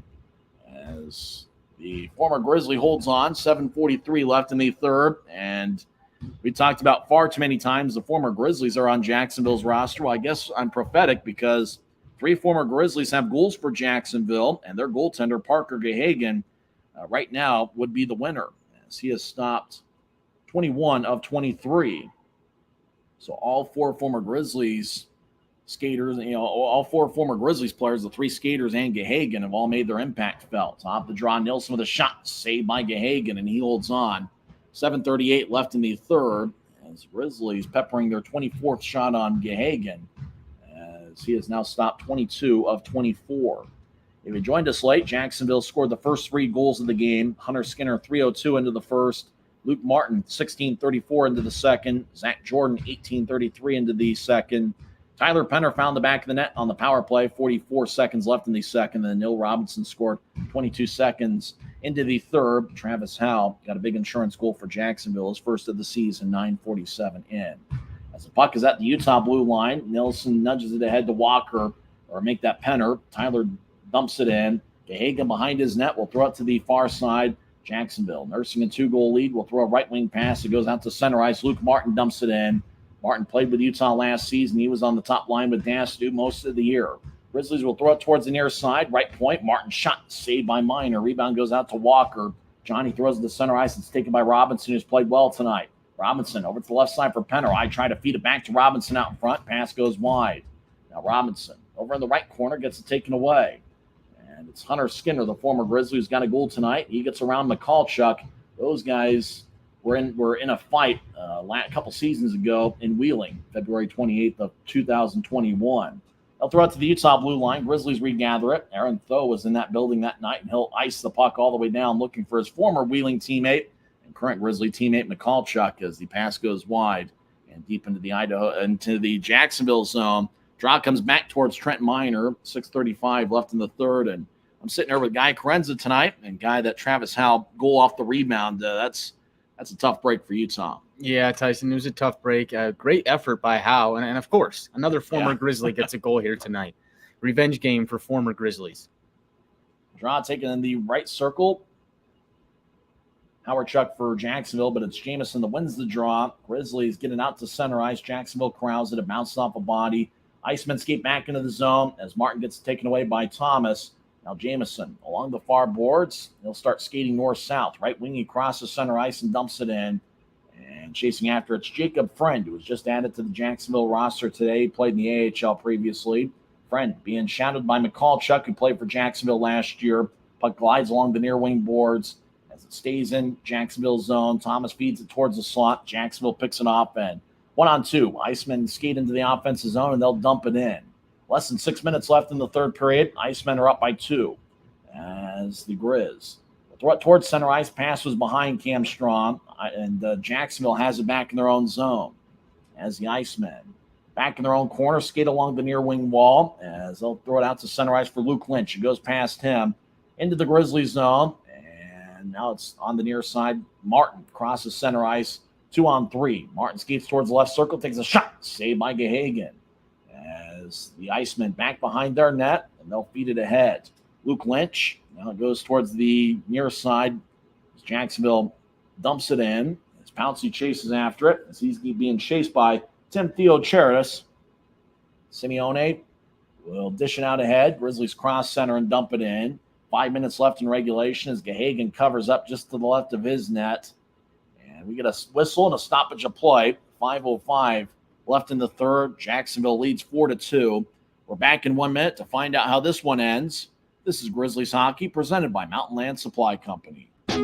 Maverick's new Bean to Cup machines always deliver a freshly ground cup of coffee on demand, so you can enjoy any of our premium roasts at their best, day or night, hot or iced. Enjoy a fresh cup today.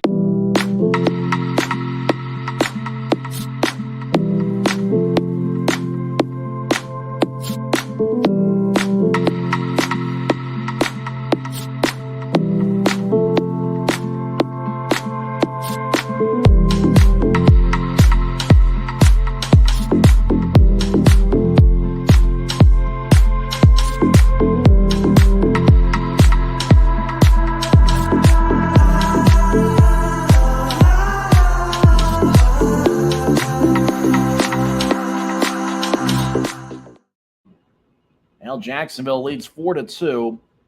Former Grizzlies have certainly been the story here tonight. Hunter Skinner scored for Jacksonville, 3:02 into the first period. A power play tally. Luke Martin made it a 2-0 game, 16:34 in. Martin has 1 goal and 1 assist tonight. And the former Grizzly Travis Howe with a big third period insurance goal, 9:47 in. 5 minutes left in the third period. Jacksonville skates from left to right. They've got the puck. They skate into the offensive zone 2-on-2.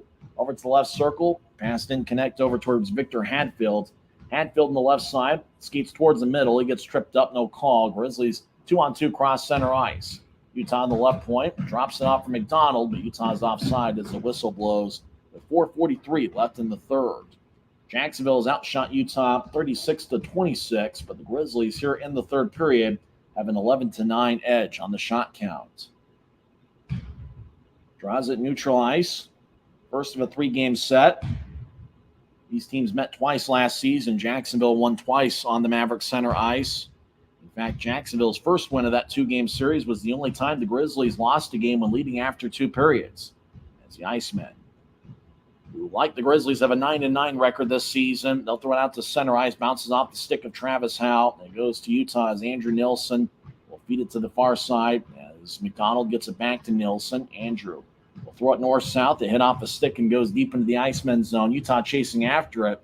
Maybe the Grizzlies didn't get a piece of it. It looks like Utah's called for icing with 4:18 left in the third. Trent Miner got the start in net, and he's stopped 32 of 36. The backup is Lucas Preek, so it's possible that Lucas later on this series will play for the first time since early November. That could either be on Friday or on Saturday night. Both teams will have tomorrow off. Grizzlies win the face-off as Bryson Martin to the left gets it poked away. Puck flips high into the air. It neutralized. Grizzlies glove it. Now they'll skate over the line again. Utah dumps it in as they got blasted along the near boards at the Jacksonville blue line. Puck ends up along the right corner. 4 minutes and counting left in regulation. Jacksonville's up 4-2. Jacob Friend will nudge it ahead. Jacksonville, 3-on-2, crosses center ice. Icemen skate in. They'll feed a right wing pass. Luke Lynch. He'll take a shot. And it goes wide as he tried to go low on Miner. Puck still in play out at neutral ice. Grizz will throw it left wing pass, and then they'll feed it back across. Grizzlies enter the zone and get knocked down pretty good. Jacksonville crosses center ice. Brendan Harris will feed it ahead. Pass connects. Jacksonville skates in. They shoot. They score. And it's now a 5. All goals waved off. No goal on the play. As Jacksonville looked like they had scored. Now there's some pushing and shoving after the whistle. Jacksonville looked like they had skated in, and the official waved it off. So no goal on the play. It stays a 4-2 game as after the whistle and the puck ended up in the back of the net, and Luke Lynch having some words with Michalchuk as those two argue. Cam Strong arguing as well. It was more Strong than Michalchuk pleading their case. Now Strong pleading his case with John Lindner, the referee. 3 minutes, 30 seconds left in the third. The official waved off the goal, and now they're going to go to a replay. It looks like maybe they're just going to show a replay on Flow Sports. Harris up ahead. You know what happened? Jacksonville was offside, and that's why there was no goal. As Jacksonville got the pass, it bounced off a Grizzly stick and then went to the Icemen. And I'm trying to see who that was for Jacksonville who skated in. It looked like it was Ara Nazarene, who's got 8 goals this season, and I think they're reviewing it right now. They're not going to review it. It looked pretty clear that he was offside, and it stays a 4-2 game. So the goal by Nazarene is waved off as Jacksonville was called offside.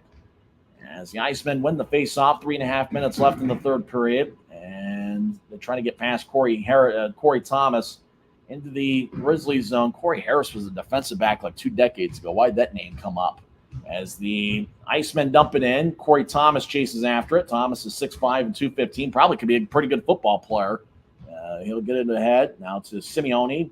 He's at neutral ice. He'll feed a right wing pass. It connects. Cam Strong skates towards the right circle. He gets it poked away as it hits off the end wall. Strong behind the net, battling 2-on-2 with Jacksonville. Strong feeds it to the far circle. It's taken by the Icemen, and they'll carry it out to center ice.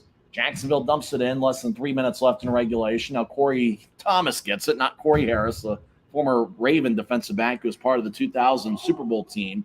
Now the Grizzlies skate into the left side. Fitz will drop it off for Raby. He'll skate towards his right. Raby tried to nudge it to the right circle, and it's picked off by the Icemen. Jacksonville will feed it to the Utah blue line where it's taken by the Grizz. McDonald ahead to Raby. Utah's net is empty. 6-on-5 with Utah's net empty as Trent Miner skates towards the bench. Raby crosses center ice and dumps it in. Jacksonville chases after it. Luke Martin will spin it along the far wall. Now Utah to the right circle. Throws it up top for Nilsson. Andrew, wearing number 44, will feed it across to McDonald. He'll get it to the right corner. Grizzlies survey. It's Raby. Raby drifts towards the right point. He's along the far wall. Raby gets over to Penner. I was looking for a one-timer, but but didn't time it well enough. As the Icemen skate towards the Grizzlies line, McDonald gets it and chips it back ahead. Walker on the left side, center ice. He'll feed it to Raby. Raby skates towards the left circle. looking for a shot, but he gets double teamed. Jacksonville takes it away and fires towards the empty net, and it goes just wide. Icing is called on Jacksonville with 1:40 left in the third period. So the Grizzlies will have an offensive zone draw. They're down by 2 goals. And Ryan Kanasowicz, about 50 seconds ago, when there was about 2 minutes, 30 seconds left, pulled Minor for the extra skater. It looks like Utah might use their timeout. And we'll see as Luke Martin skating towards his bench. It looks like the Grizzlies have used their 1 timeout, and we'll keep it here. As Ryan Kanasowicz talking with his unit, Jacksonville's Nick Luco has the clipboard out, and he'll talk with his unit. So it's the first of a 3-game series. Grizzlies currently 1-1 on this road trip. Utah, if they fall tonight, will fall to 6-5 on the road. You know, for Utah, you're talking about winning a face-off, and I think, Guy, if they got a realistic chance of coming back, they're probably going to need a goal here in the next, I'd say, 40 seconds or so. Yeah, Tyson, I agree with that. And as you mentioned before, that starts with winning the face-off and getting possession.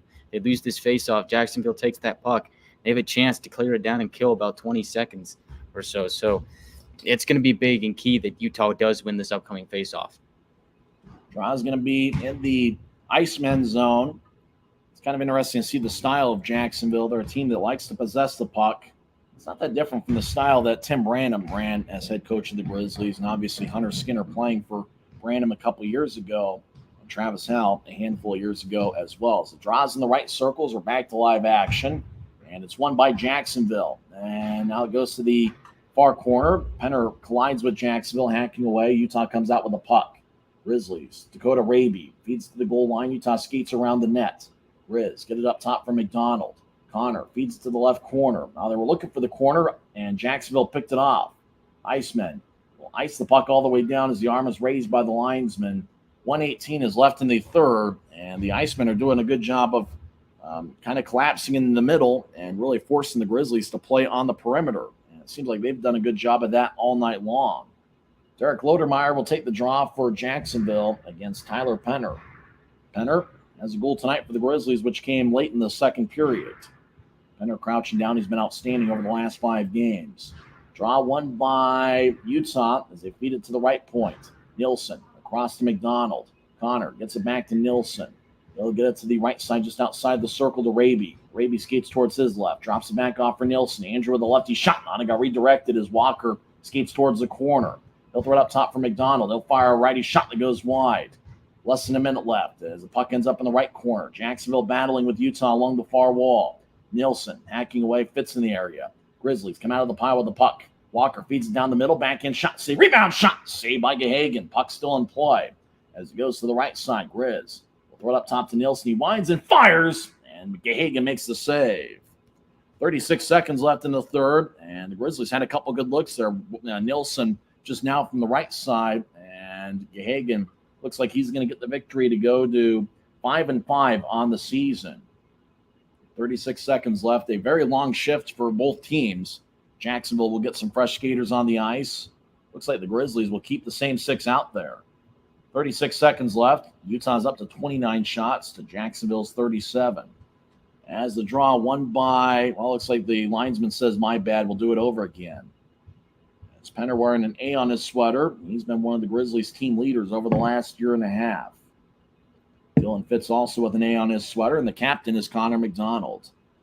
As the draw taken and won by Jacksonville as they spin it along the near boards. Grizzlies trying to keep it in as Walker getting held up. McDonald, as Jacksonville gets it, clears it all the way towards the empty net, and it goes wide. Jacksonville will skate towards the end wall. 20 seconds left.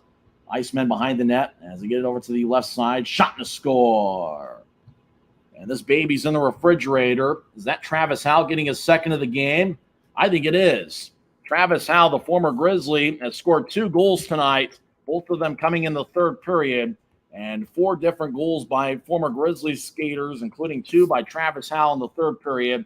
This one an empty netter as he scored from just inside the left circle, and Andrew Nielsen tried to block it, but Howe, who had 5 goals for the Grizzlies back in the 2017-2018 season, has scored twice for Jacksonville. So it's going to be an Icemen victory, 5-2 the score with 17 seconds left in the third period.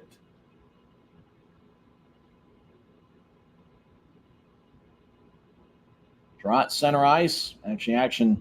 We didn't get to see the face-off as action near the Jacksonville zone. Looks like puck ended up out of play. 8 seconds left in regulation as Travis Howe has 2 goals and is a +2. Luke Martin and Zach Jordan each have 1 goal and 1 assist. Draw in the right circle of the Jacksonville zone. It's won by the Icemen. Jacob Friend skates around his net. He'll feed it to the far side, and that'll do it. Jacksonville wins 5-2 as Travis Howe scored 2 third-period goals. Luke Martin had 1 goal and 1 assist. So did Zach Jordan. Christopher Brown had 2 assists, and Hunter Skinner got the Iceman on the board as he scored 3:02 into the contest. Jacksonville went 1 for 3 on the power play. Grizzlies went 1 for 4. Neil Robinson and Tyler Penner have Utah's goals, but just wasn't enough. As Jacksonville gets the victory, 5-2 is the final. As Travis Howe scores 2 goals in the third period, including an empty netter with 17 seconds left. The game winner for Jacksonville was scored by Zach Jordan, 18:33 into the second period. Post-game show coming up next. Once again, the final score from VyStar Veterans Memorial Arena. It's the Jacksonville Icemen 5 and the Utah Grizzlies 2. This is Utah Grizzlies hockey. If you're out driving and something happens to your car, truck, or even wheelchair, and you end up stuck at a rail crossing, it's going to be okay. Don't panic. Here's what you do. Get out if you can and look for this blue sign on the metal pole. Call the number on the blue sign, and when they answer, tell them the crossing number. The number is right here. This tells them the exact location of the crossing. This is the fastest way to get trains stopped before coming through the crossing. Look for the blue. It helps you. I live for my next goal. Whether it's another pick six or another step forward in life, I wouldn't be who I am without the drive to reach it. And I wouldn't be where I am without my team. Everyone on and off the field who supports me and believes in my dreams as much as I do. Whatever your goals are, surround yourself with people who are going to help you reach toward them. Like my friends at America First, and see where life takes you. Well, it's about 80 degrees in Jacksonville, Florida today. It is currently snowing in the West Valley area. And for the Jacksonville Icemen, they get a 5-2 victory over the Grizzlies. And you talk about 4 former Grizzlies on the Jacksonville roster, and all of them contributing to the victory for the Icemen. And it started early in the game as the Icemen got on a power play after Bryson Martin committed a penalty 254, and it was a cross-checking minor. And 8 seconds into the power play, former Grizzly Hunter Skinner scores from the left side, his second of the season. Luke Martin and Derek Lodermeyer with the assists. It stayed a 1-0 game for more than a period and a half, as Luke Martin, also former Grizzly, scored from the slot 16:34 into the second. Victor Hadfield and Zach Jordan with the assists. And then Jordan scored 2 minutes later on a shorthanded goal on a nice pass from Derek Lodermeyer out in front of the net. So Jacksonville went 1 for 3 on the power play and also scored a shorthanded goal. And when Jordan found the back of the net, 18:33 into the second, the Icemen took a 3-0 lead. Less than a minute later, Utah was still on the power play, and Tyler Penner scored his 4th of the season. Keaton Jamison and Aaron Tho with the assists. Icemen led 3-1 after 2 periods. Grizzlies got on the board early in the third period. Neil Robinson, 22 seconds in, got his 3rd of the season. Johnny Walker and Andrew Nilsson with the assists. I thought, Robinson in particular, you think about the combination of Robinson and Penner, they've certainly developed a little bit of chemistry as they've looked pretty good as of late. So the Grizzlies scored 2 unanswered after Jacksonville scored the first 3 of the game.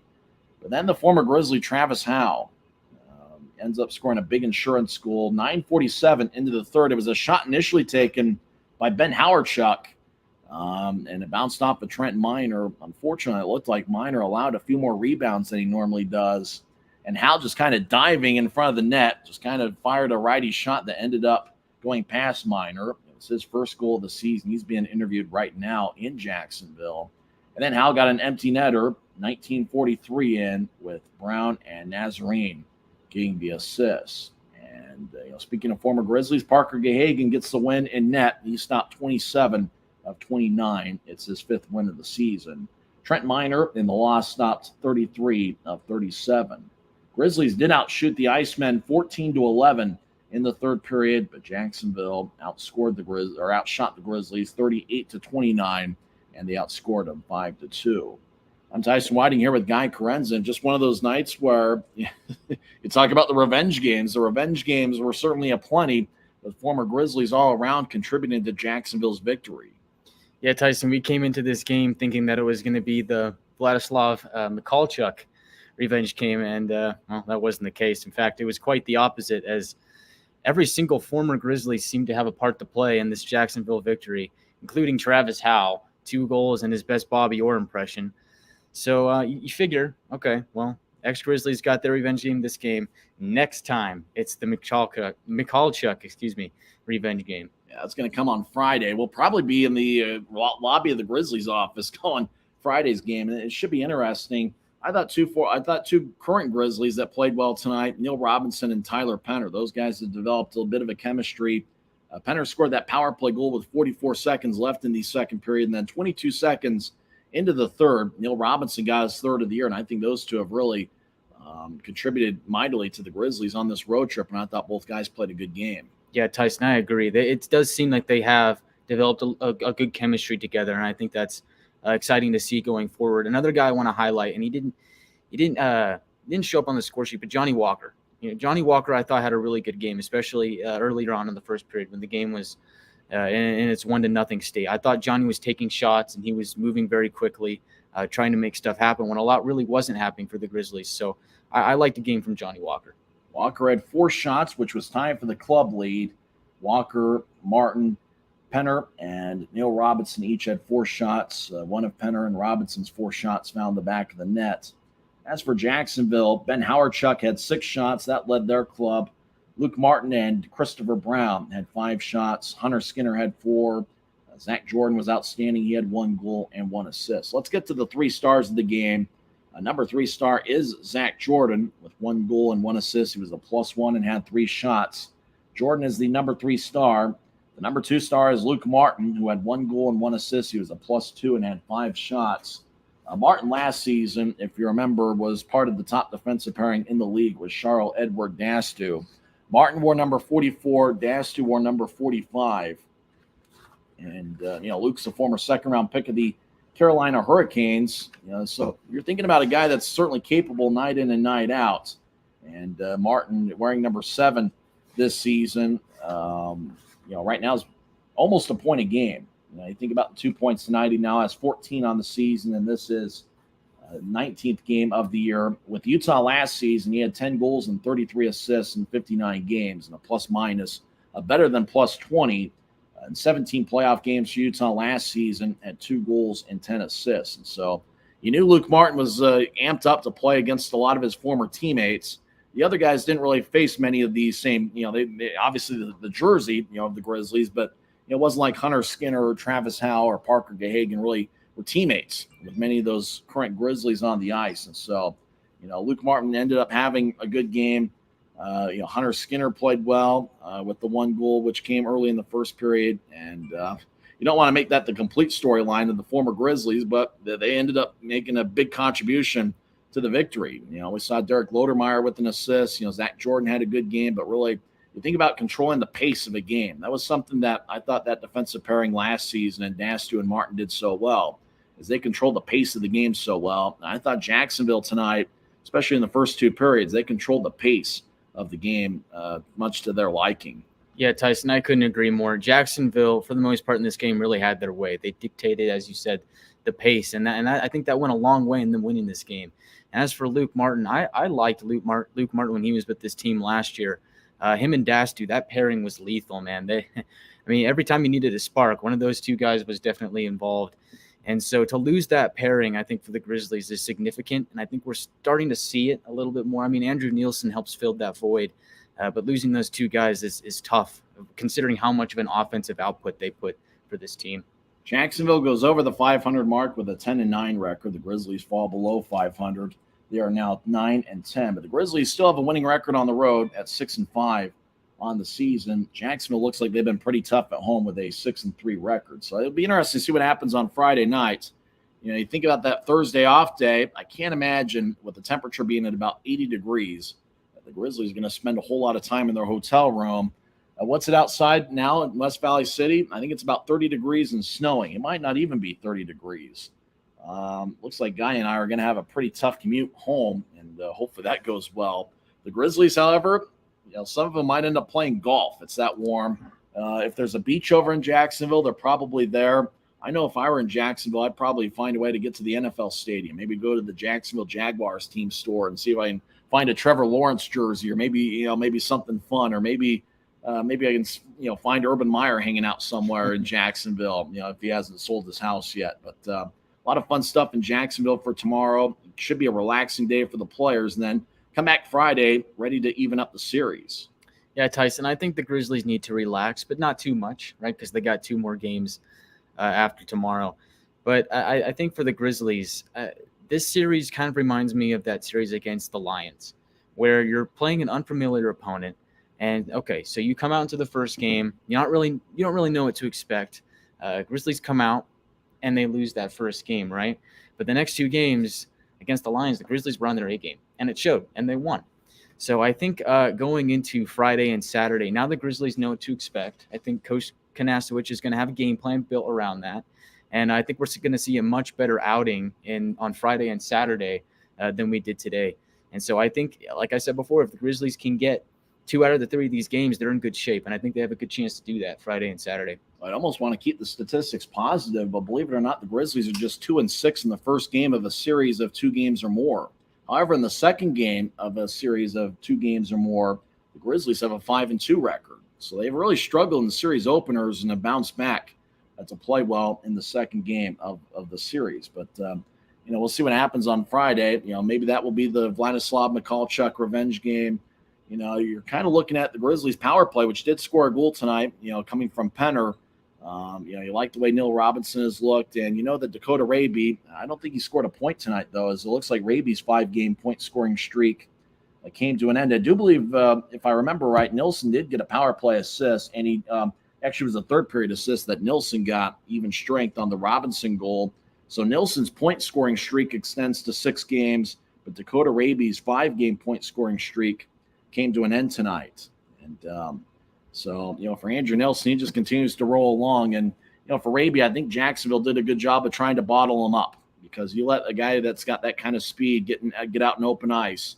And I'm pretty sure that, guys like Luke Martin, especially being a college teammate with his, I think Martin in particular did a good job of bottling up Raby and not letting him utilize his speed. But it's going to be a lot of fun what happens on Friday night in game 2 of the series. And the guy, we're probably going to be in the lobby at Mavericks Center. And think about this for a background. We could end up having the 2 Turner Cups that the Grizzlies wore in the 1990s. Could end up having those in the background. Well, I think that makes for a pretty awesome backdrop to a Grizzlies game, doesn't it?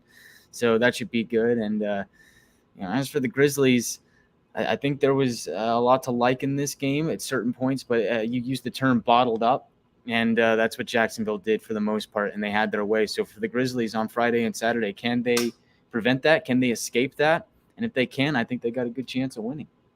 I just wish that the Grizzlies would bottle up some of that Florida weather and bring it back to the Salt Lake Valley. What we should do about this background that's behind us here in Section 114? We should get caricatures of ourselves and put them on the wall. What do you think that would look like? I think that would be cool. Yeah, some nice caricatures back there, and we could get the 2 cups on either side of us. Not a bad look for us, I don't think. It'll be fun what happens on Friday night. It's going to be an early one, 4:50 pregame show, face-off about 5:05. Thanks for bearing with us as we're trying all night to figure out the cadence with the Flow Sports feed. It's the first time the Grizzlies have been in Jacksonville. It took me a good 2.5 periods to kind of get with the cadence, and thanks for sticking with me. And if thanks to everybody who sent their well wishes and condolences to me as I lost my mother yesterday, and hopefully I'll be able to spend some time tomorrow at home and be with my dad, my sister, and we'll come back on Friday and have a good one here as the Grizzlies take on the Icemen in game 2 of the 3-game set. Guy, any final thoughts tonight? Tyson, I just want to say I'm sorry to hear about the passing of your mother. My prayers and thoughts are going out to you and your family, and I hope you guys are doing all right. And we'll look to a good set on Friday and Saturday. It'll be an interesting weekend worth of hockey over at VyStar Veterans Memorial Arena, Grizzlies and the Icemen. Guy, thanks for all the time tonight. I'll thank you, Tyson. That's Guy Krenza. I'm Tyson Whiting, and it is what it is. Once again, the Jacksonville Icemen come away with a 5-2 victory as Travis Howe scored 2 goals. Luke Martin had 1 goal and 1 assist, and Hunter Skinner had 1 goal. The Grizzlies had a goal each from Tyler Penner and Neil Robinson. Time of game was 2 hours and 39 minutes. Attendance over at VyStar Veterans Memorial Arena, 5,125, 51-25 on a Wednesday night. Pretty good for a Wednesday crowd, as Jacksonville is 3rd in the league in average attendance. For Guy Krenza, I'm Tyson Whiting, and it is what it is.